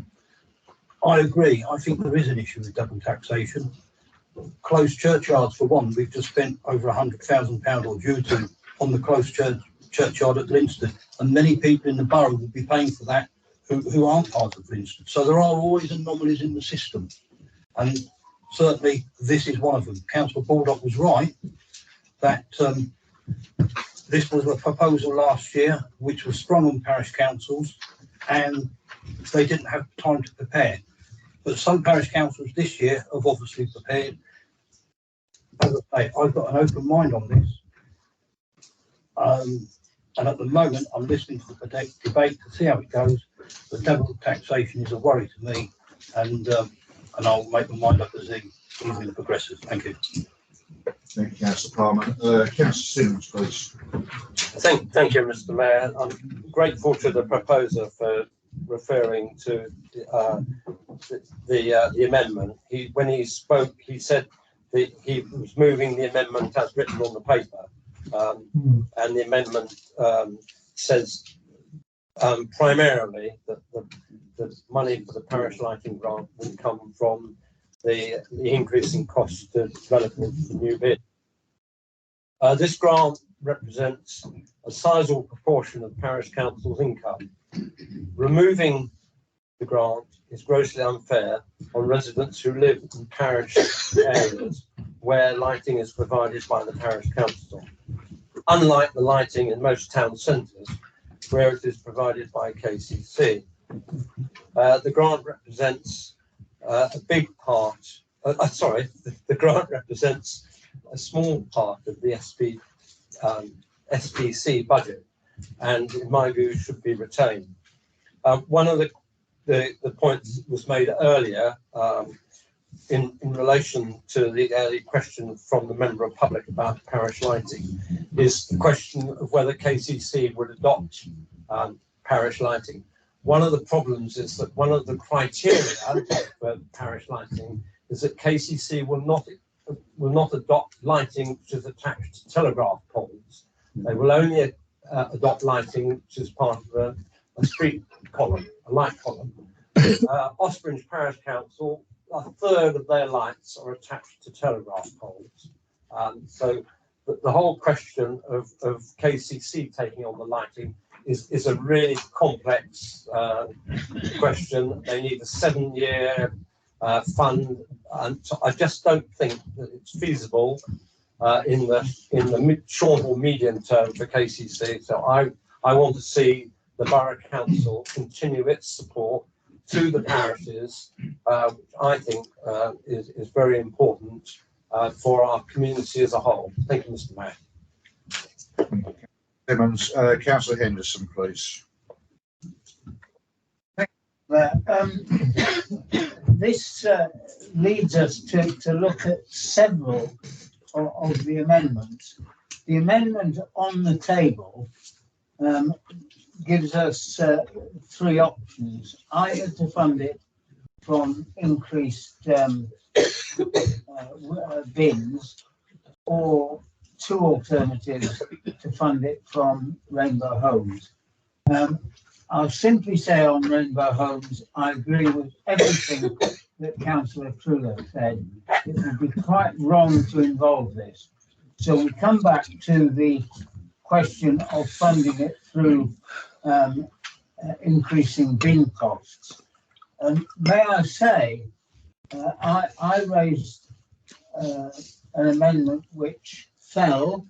There is, however, another amendment, I believe Amendment 6, the Hampshire, which would restore at least the citizens' advice half of what I was looking for, but that also requires funding from the bin increases. We can't do it twice, and so I would even be prepared to plead with the council not to support this amendment in order that we can support Amendment 6, which would at least restore citizens' advice funding. But we can't do both. Thank you. Thank you, Councillor Henderson. Councillor Harrison. Thank you, Mr. Mayor.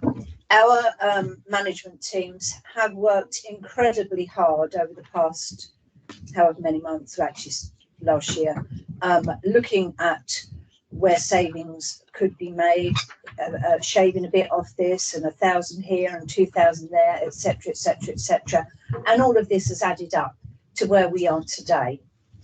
Now, notwithstanding the support across the chamber for amendment number 2 to give £1,000 to staff on grade 5 and below, I am actually quite ashamed that members are quite happy sitting here knowing that as part of this budget, there will be cuts in staff, and all they're bothered about is giving money to third parties, of which one of which can precept themselves. Now, in a recent meeting, a parish councillor was putting in for a grant from Swale Borough, and that councillor was quite proud of the fact that my parish council haven't increased their precept for 25 years. No, because you keep the money off Swale and saying, what a wonderful job we're doing in our parish. Well, that's what the rest of the parishes should be doing, increasing their precept. This council, so many right across the country, are really tight on finances. And it isn't our fault. This Conservative government since 2010 has been cutting the amount of money that it has given to local councils. And to be fair to them, they told us that they would be doing it. We will be cutting your funding to virtually nothing. You'll have to find other ways of funding the things you want to do. And so some councils did. How many so far have declared themselves bankrupt because they did as the government told them and looked at ways of funding, i.e. investing in property, and then we had the crash. It is getting beyond a joke, Mr. Mayor. You know, we provide really good services at this council. We've got fantastic staff, and yet all we're bothered about is giving money to third parties. What you think this looks like to our staff? We're not really bothered about you. You can go, but oh gosh, we need to save 18 grand to give to parish councils who can quite well precept for 30 themselves. seconds remaining. I'll leave it there, Philippa. Thank you.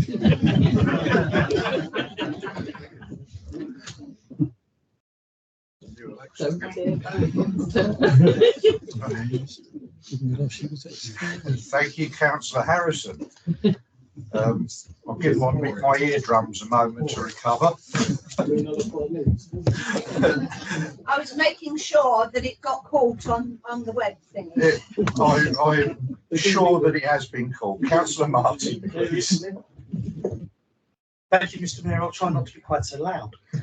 On this particular occasion, I have to say, we're talking about parish council lighting, we're talking about double taxation.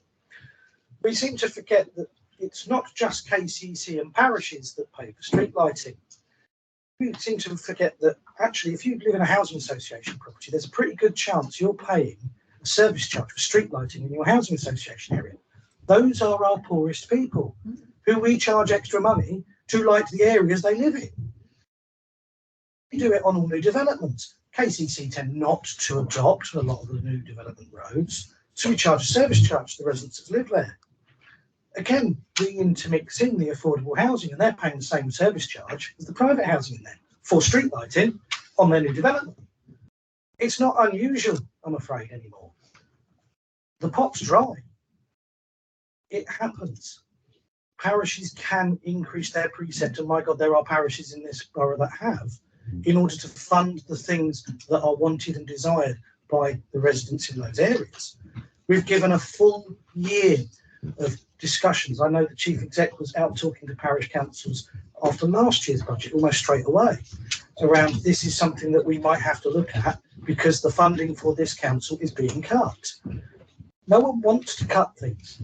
No one wants to take the scissors to the budget and slash what's there, what's spending. We all know that we've gone beyond the meat and we're down to the bone. We've seen that over the last few years. As has already been said, from £10 million to £120,000 in funding at a time when we've had high inflation this past year. We've seen the costs of contracts go up enormously. You have to make the cut somewhere. Something has to give. Yes, this is a relatively small proportion, but you save your pennies, you look after your pounds. And as has already been said, and as said by my finance director at work, every single time anyone goes in and asks to spend money, This is £1. You can spend it once, only once. Once this £1 is gone, there is no more £1. What do you want to do with it? Do you want to spend it here? Or do you want to spend it on Amendment 6? Or do you want to spend it on something else? Tell us the priority. You might find that we support it, but we need to know which one it is. Thank you. Thank you, Councillor Martin. I will allow you briefly to come back, Councillor Truelove. Am I coming back? I can't remember. Yeah, you were the first to speak on this statement. Well, just to reiterate what Councillor Henderson said, bearing in mind we can't use the rainbow money, so we're talking about the use of the 52,000 that we assume that we get from the bins, and you can't let the agenda order to determine what you're going to do. If you decide it's going on the parish lighting, then you've ruled out the citizens' advice and the volunteers and so on. So can't spend it twice, and my preference is we support agenda amendment 6 rather than this amendment. Thank you, Councillor Truelove.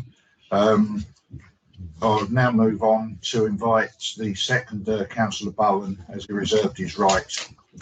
Councillor Bowen, please. Thank you, Mr. Mayor. Well, that got interesting for a few minutes.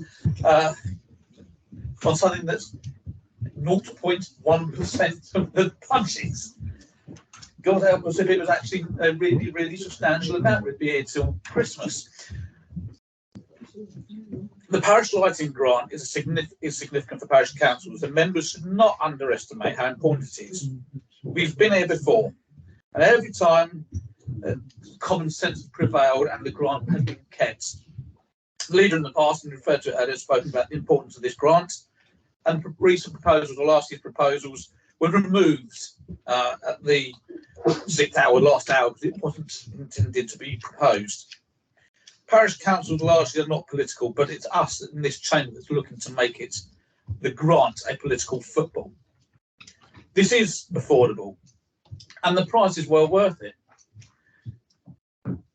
It is being seen, if we cut this, as an easy choice, quoted from earlier. It is a double tax, so if we don't agree with this, the residents in the parish areas will be paying double the amount. And in response to Councillor Harrison's comment about the salaries, whilst it was agreed, brilliant, wasn't part of the original budget. There's only been a certain amount of fortuitous involvement there that's come through later on, but it wasn't in your plans to begin with. So where was the care at that point? Basically, we are going to mess about with the parish council, which perform an incredibly important job for the residents of this borough. And we're turning our back on them and switching those lights off. Thank you, Mayor. Thank you, Councillor Bowen. I don't propose to read it all out, but Councillor Baldock, do you wish to? Yes, I think so. An interesting debate, and it was a good try. The amendment to the amendment, it nearly worked, and I'm feeling if it had done, it could well have been passed. We were having a free vote, and I have a suspicion that it would have been quite close. But the amendment wasn't accepted, and the amendment to the amendment wasn't accepted, and we're back to where we were. 2007, when I was campaigning to be a county councillor, part of my campaign was to introduce rural streetlights in the villages. The response to some of those villages, you could hear the pitchforks being sharpened. There are a lot of parishes and a lot of people in the parishes who really don't like streetlights in the rural areas. I think we have to bear them in mind as well. Having said that, and having admitted that, had the amendment to the amendment been accepted, there's a fair chance that this would have gone through. What we're left with is the money from the bins, the new bin developer money, 52,000. As has been said, we can't keep spending it. You can suggest ways of spending it. You keep suggesting all the time we say no. As soon as we say yes, the money's gone. If we say yes to this, how are you going to fund the CAB and CVS? Had this been the only amendment trying to use the new bin money, it may well have got support. Had it been the only amendment that seek to allocate some of that £52,000, we could have done this. But the Hampshire motion kills it, I think. There's been clear support for amendment number 6. We can't do that if we agree this motion. And I think it would be very hard for us to go out into our communities and tell the CAB and CVS, sorry, parish lighting came first. So, reluctantly, I think we have to reject this amendment so that we can carry amendment number 6. Thank you, Mr. Mayor. Thank you, Councillor Baldock. So there will now be a recorded vote as per previous. Members, could I ask you to use your microphones when responding, please, so that the people online can hear what is being said? Okay, so Councillor Baldock. Against. Councillor Bonney. Against. Councillor Bowen. For. Councillor Carnell. Against. Councillor Roger Clark. For. Myself against. Councillor Darby. Not here, sorry. Councillor Davey. Against. Councillor Dendor. For. Councillor Eakin. For. Councillor Fell. He's had to leave. Okay. Councillor Gibson. For. Against. Clarification, please, Councillor Gibson. Against. It's a good job this isn't a game show, because I'd have had to take your first answer. The answer wasn't complete, Mr. Mayor, with due respect. Councillor Gould. Against. Councillor Anne Hampshire. For. Councillor Nicholas Hampshire. For. Councillor Harrison. Against. Councillor Henderson. Again. Sorry, against. Councillor Horton. For. Councillor Ingleton. For. Councillor Jackson. Against. Councillor Jays. Against. Councillor Knights. Against. Councillor MacDonald. For. Councillor Marchington. For. Councillor Martin. Against. Councillor McCall. Against. Councillor Neal. For. Councillor Nisanga. For. Councillor Palmer. Against. Councillor Perkin. Against. Councillor Pugh. For. The Rolls. Against. Councillor Saunders. Against. Councillor Simmons. For. Councillor Paul Stephen. Against. Councillor Sarah Stephen. Against. Councillor Thomas. Against. Councillor Truelove. Against. Councillor Valentine. Against. Councillor Whelan. Against. Councillor Whiting. For.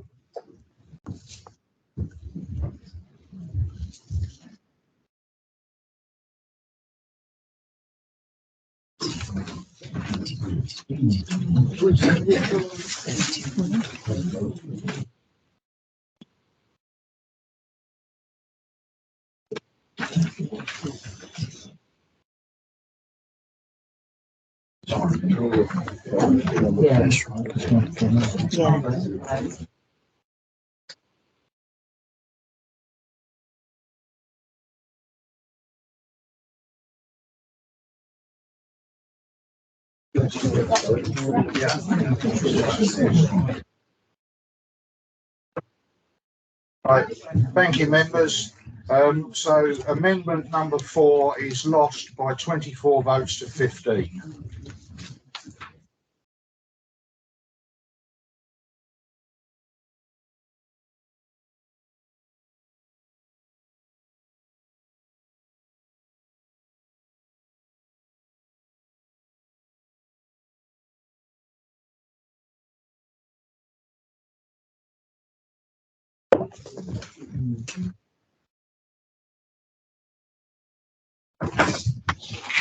Right, members, we now move on to amendment number 5, discretionary grant number 1. Mr. Mayor, thank you. It has become very, very clear there is support for Amendment 6, and I'd like to formally withdraw on behalf of Councillor Dendor and Councillor Hampshire discretionary grants number 1, agenda item 5.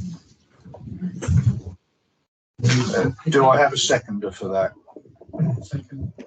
Councillor Dendor, thank you.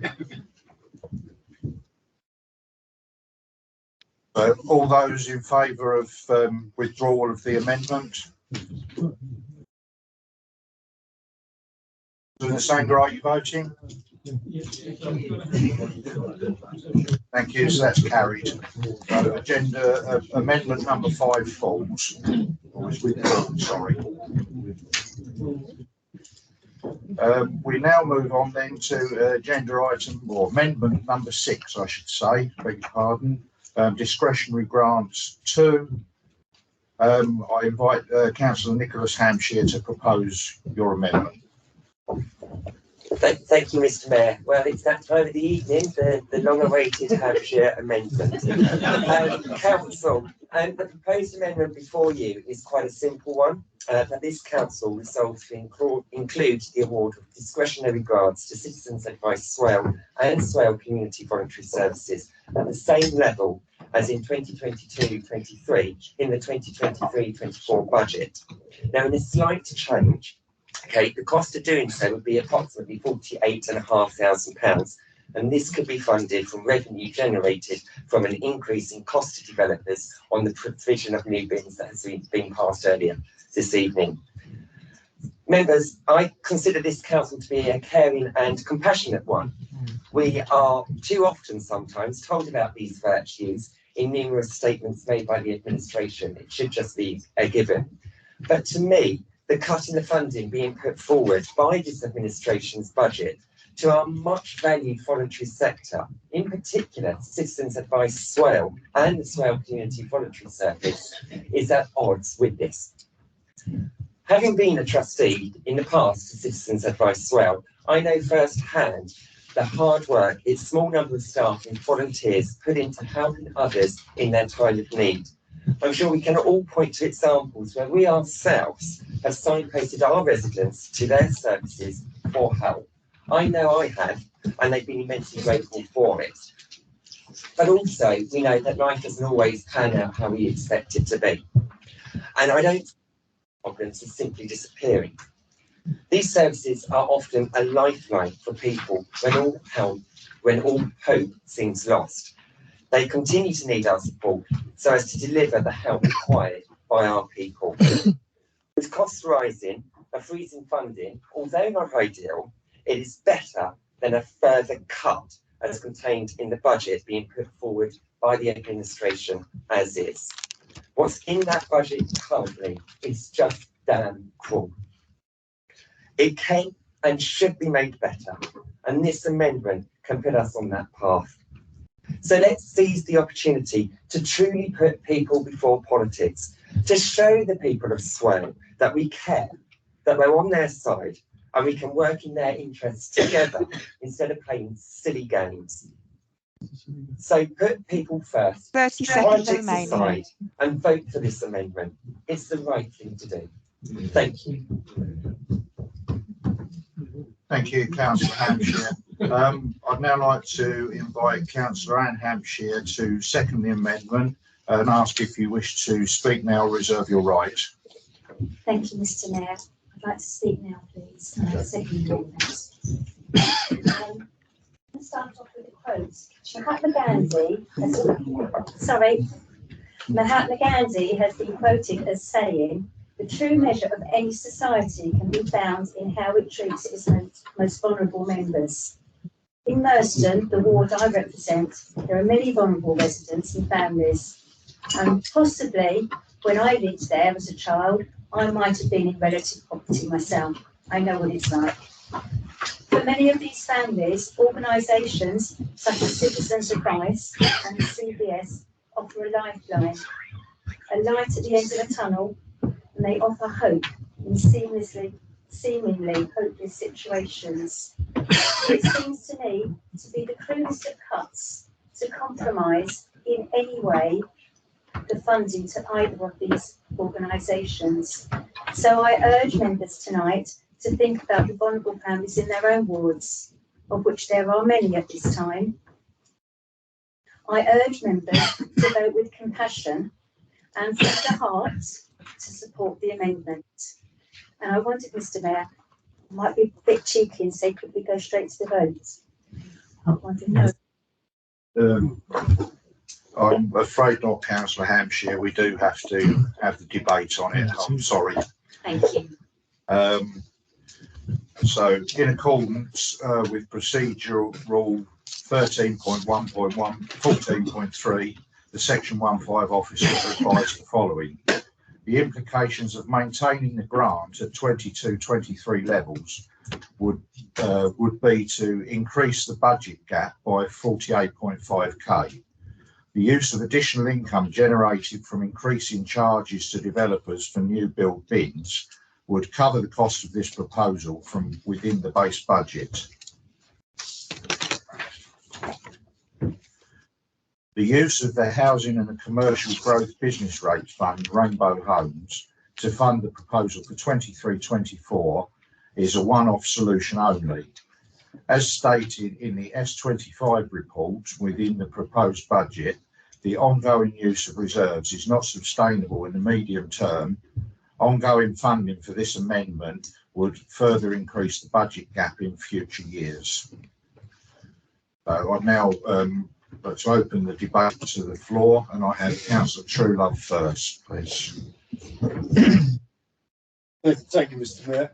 One very good reason why we can't go straight to the vote is what is actually tabled here still retains the or use Rainbow Homes or use Rainbow Homes. We can't vote on that. I want it to be absolutely clear that when we are coming to vote, we're voting on the use of the bins money to support the CAB and the community volunteer service. I have to say about Councillor Nicholas Hampshire, his speeches never suffer from understatement. If we're going to make comparisons on caring between the last 4 years and the previous 20 years, the comparison would, I'm afraid, be odious, at least as far as the Conservatives are concerned. Constantly rejecting our wish to tackle homelessness, to put homelessness in the corporate plan, to tackle rough sleeping, and many other, and also cutting funding to various voluntary organisations. So the comparison doesn't really work. It doesn't really matter. The fact is that our group is entirely behind the idea of supporting these two organisations, which do support people in need at a time when the current government has driven less well-off people into an appalling situation. So there's no question we support that, but we will not support including taking the money from Rainbow Homes, and that must be understood when we come to vote. Otherwise, we would have to vote against, and that would be tragic because we want this money that is available to go to these organisations. So can we have clarity on that, Mr. Mayor, or for the proposers? Thank you, Councillor Truelove. Yes, Councillor Hampshire, you vociferously indicating there. Thank you, Mr. Mayor. I think it was very clear from my speech that the funding would be coming from the uplifting the bins that have been secured earlier this evening. So on that basis, the proposed funding that we're asking for would be coming from the bin additional revenue, not from Rainbow Homes. I think that needs to be withdrawn, that part referring to Rainbow Homes. So could we do I will. Yeah, can I stop having a cross counter debate, please? Councillor Hampshire, would you be willing to withdraw the reference to Rainbow Homes? I think I'm nodding like that dog in the back of the window. Certain advertiser. Yes, I would be willing to. Thank you. And do I have a seconder for the withdrawal of the Rainbow Homes? Yes, you do. Thank you, Councillor Hampshire. Are members in agreement that the to the withdrawal of the reference to Rainbow Homes?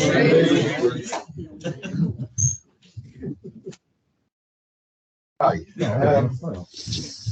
right, where are we? Right, I now have Councillor Dendor, please.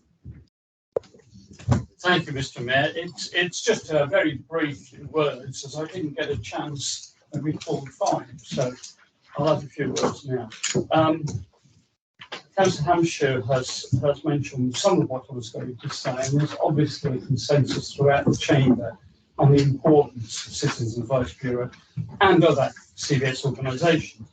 All I'd like to add is that it's wholly understandable the reductions have to make with staff, the workload on staff because of lack of recruitment, and the incredible work that the staff do. But with reduced working hours and reduced resources and therefore reduced services, the gap has to be filled. And frankly, I've worked with community and voluntary sector for many, many years, not so much with the COB, but I've seen the work they do and absolutely applaud it. They are going to take up the slack. So that's all I'm going to say is that we are looking to them to take up the slack that we are leaving, not through any fault of the council, not at all, but we will need them. So to withdraw funding for them at this point seems counterproductive. Thank you. Thank you, Councillor Dendor. Councillor Henderson, please. Thank you, Mr. Mayor.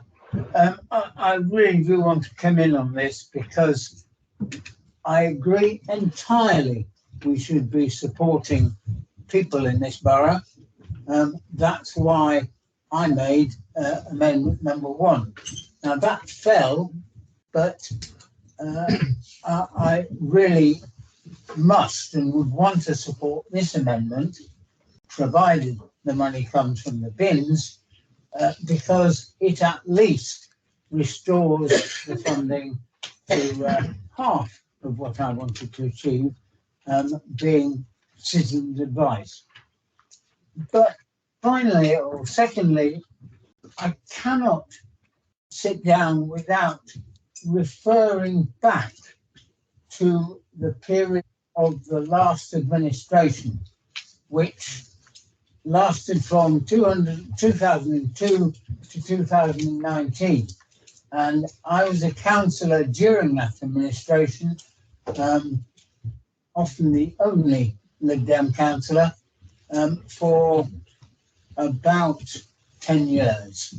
And in almost every one of those 10 years, I either proposed an increase in citizens' advice funding or pleaded with the administration not to reduce citizens' advice funding.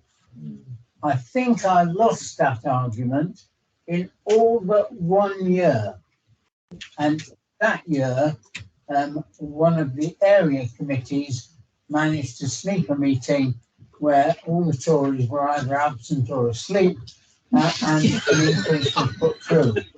But all the rest of the time, not a penny more for citizens' advice. Right. So please don't push your luck at the moment. Thank you.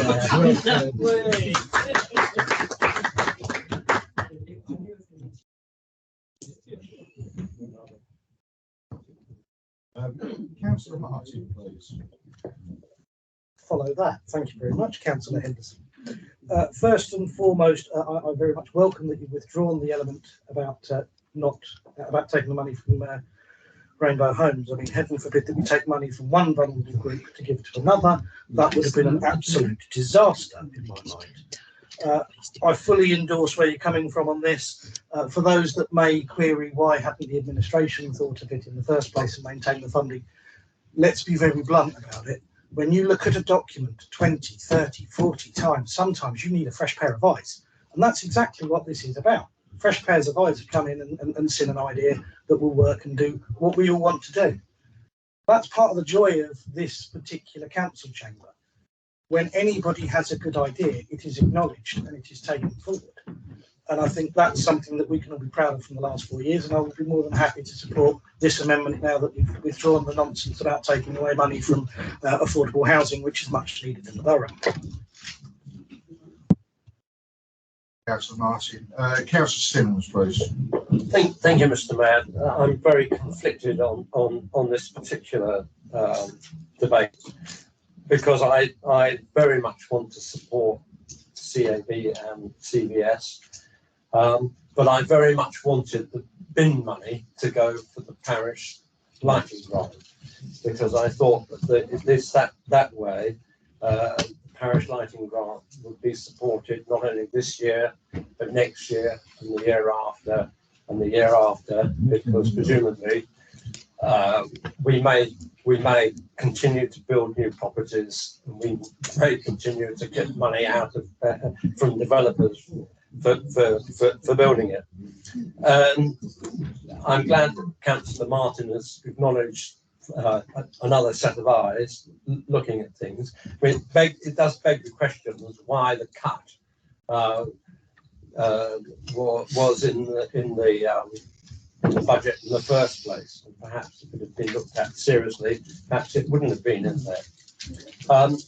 Councillor Harrison made some pretty astonishing remarks earlier about the fact that funding to this council from the revenue support grant had dropped from, I don't know, whatever it was, 8 million to 102,000 or something or other. And she forgot to mention that new homes bonus and business rate retention has been received by this council as well. So I don't think it doesn't paint the full picture just to say that the council couldn't afford to continue their support to Citizens Advice and CVS because the government should cut their grant. I just don't think that's fair. I think the government have been incredibly supportive of councils. Obviously, they could have done more, but don't forget we've had a lot of COVID grants as well. The council has received a lot of money from the government, and so I think that I would much rather see this money for the CAB and CVS come out of the budget. We've heard that there's an no, is it an underspend? No, an underestimate of the overspend. That's right, yeah. Of which we spent 200,000. 30 seconds remaining. Rewarding the staff. That leaves approximately 100,000. So why on earth couldn't the money for CAB and CVS come out of that? Thank you, Mr. Mayor. Councillor Simmons. Councillor Perkin. Thanks, Mr. Mayor. I just wanted to talk a little bit about a campaign which Citizens Advice have actually run over this last year with multiple partners around reducing the amount of children that are living in poverty. Currently, 1 in 3 children in this country is living in poverty. Now, children don't arrive into poverty out of chance. They are victims of political and financial decisions that are made much higher up than us. Why do people need the voluntary service? It's not because their life is going well. It's not because they are financially stable in their own environment. It's because they can't afford to have the very basic things that everybody should be entitled to. Amnesty International recently ran a campaign, its first campaign in British history to be run about British people. It ran a campaign about the poverty of children in this country. So we can sit here and we can talk about how we need to be caring and considerate and look after our own people. But I would just like to consider how we all think Mahatma Gandhi what Mahatma Gandhi would make of this particular Conservative government. Thank you. Yeah.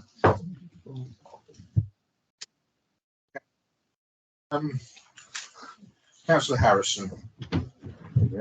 Do I need my ear defenders? Sorry, I was making sure that Councillor Hunt could hear me. Yeah, thank you, Miss Mayor.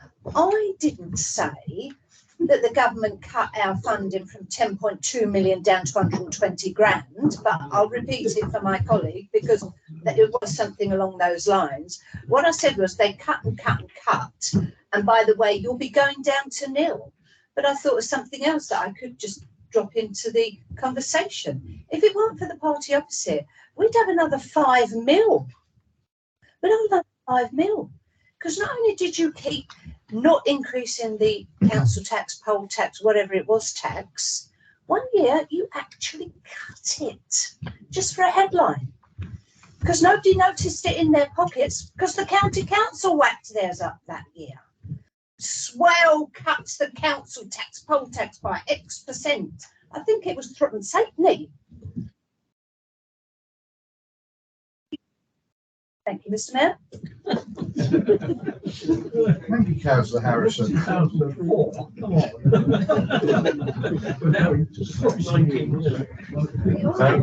I haven't seen anyone else indicate, so as previously, Councillor Baldock, you wish to speak. Thank you, Mr. Mayor. Kind of deviated away from the subject at times. Some of them said, we're not here to play games.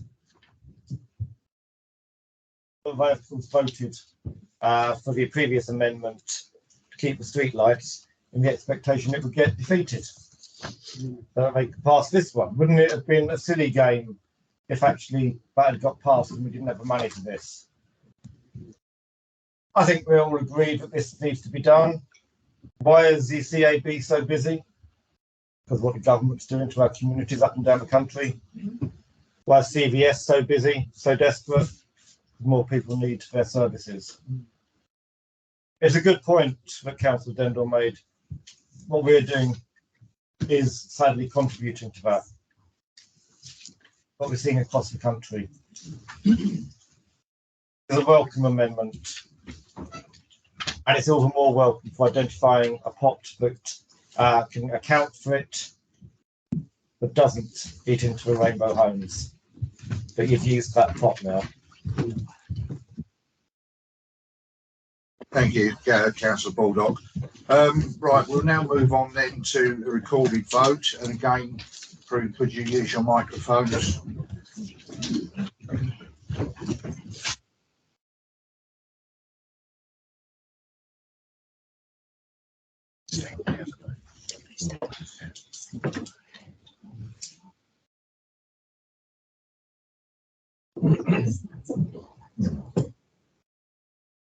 Right, I just need to, following advice, make it clear that the Rainbow Homes funding has been, the proposal for the Rainbow Homes funding to be used has been withdrawn.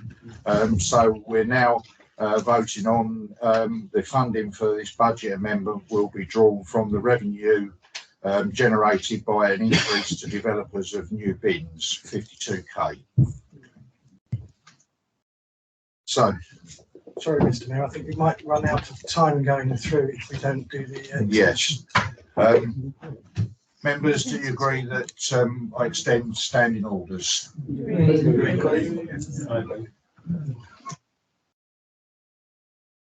Okay, thank you for that, members. So moving on then, Councillor Baldock. For the amended amendment 4. Councillor Bonney. 4. Councillor Bowen. 4. Councillor Connell. 4. Councillor Roger Clark. 4. Myself 4. Councillor Davey. 4. Councillor Dendell. 4. Councillor Eakin. 4. Councillor Gibson. 4. Councillor Gould. 4. Councillor Anne Hampshire. 4. Councillor Nicholas Hampshire.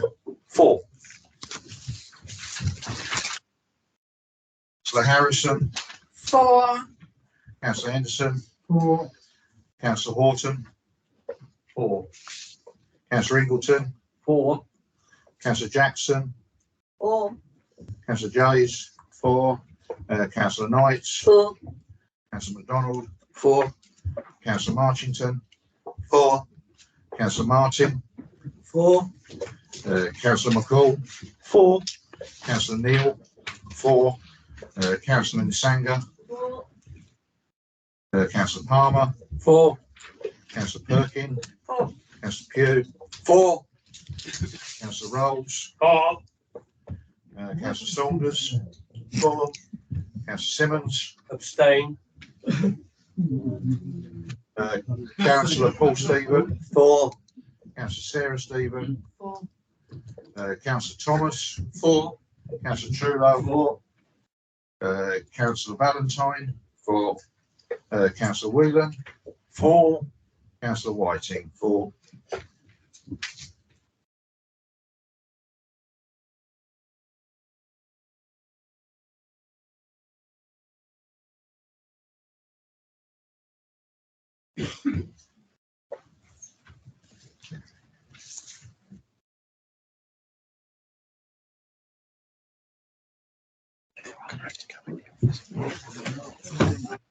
Right. So, members, that amendment is carried by 38 votes to 1.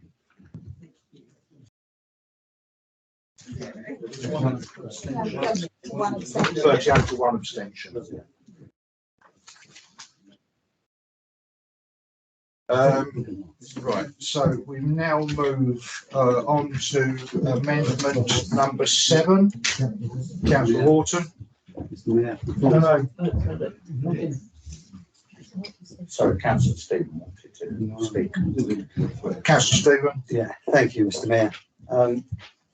As we've now voted for the increase in bin charges, and we can only spend this once, it would be impossible to spend it again, as requested in amendments 7, 8, 9 and 10.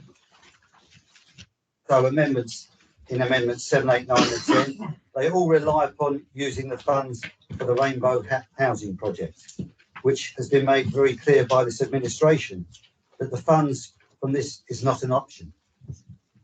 This leaves these amendments without any means of funding. And for these reasons, Mr. Mayor, I ask via you, it'd be reasonable for me to ask, would members who submitted amendments as 7, 8, 9 and 10 to consider withdrawing these amendments so Swale Borough Council can provide affordable housing in the near future. Thank you.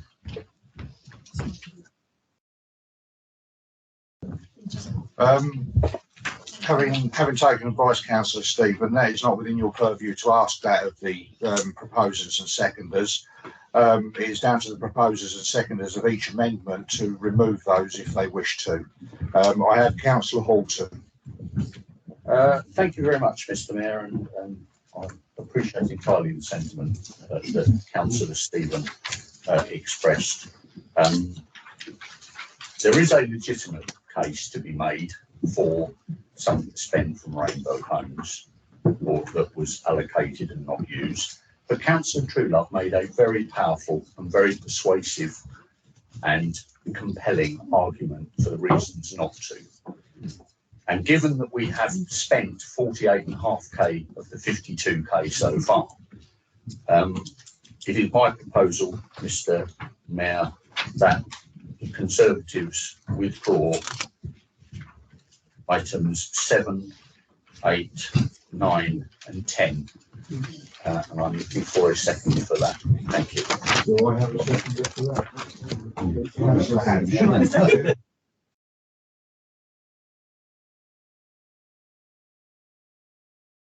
Councillor Baldock. Thank you for indulging me, Mr. Mayor. I welcome what Councillor Horton has proposed. Can I just mention that we will be going, I've asked for a full review of car parking charges in the year ahead to look at the different ways that we can structure charging and possibly the introduction of volunteer permits for the evening. I think there's a lot of work that needs to be done, and hopefully this will be something that the entire chamber will be able to get involved with. Thank you, Mr. Mayor. Thank you, Councillor Baldock. We have a proposal that has been proposed and seconded to forego amendments 7, 8, 9 and 10. Members, are you in agreement? Please show me. members. So we now move along then to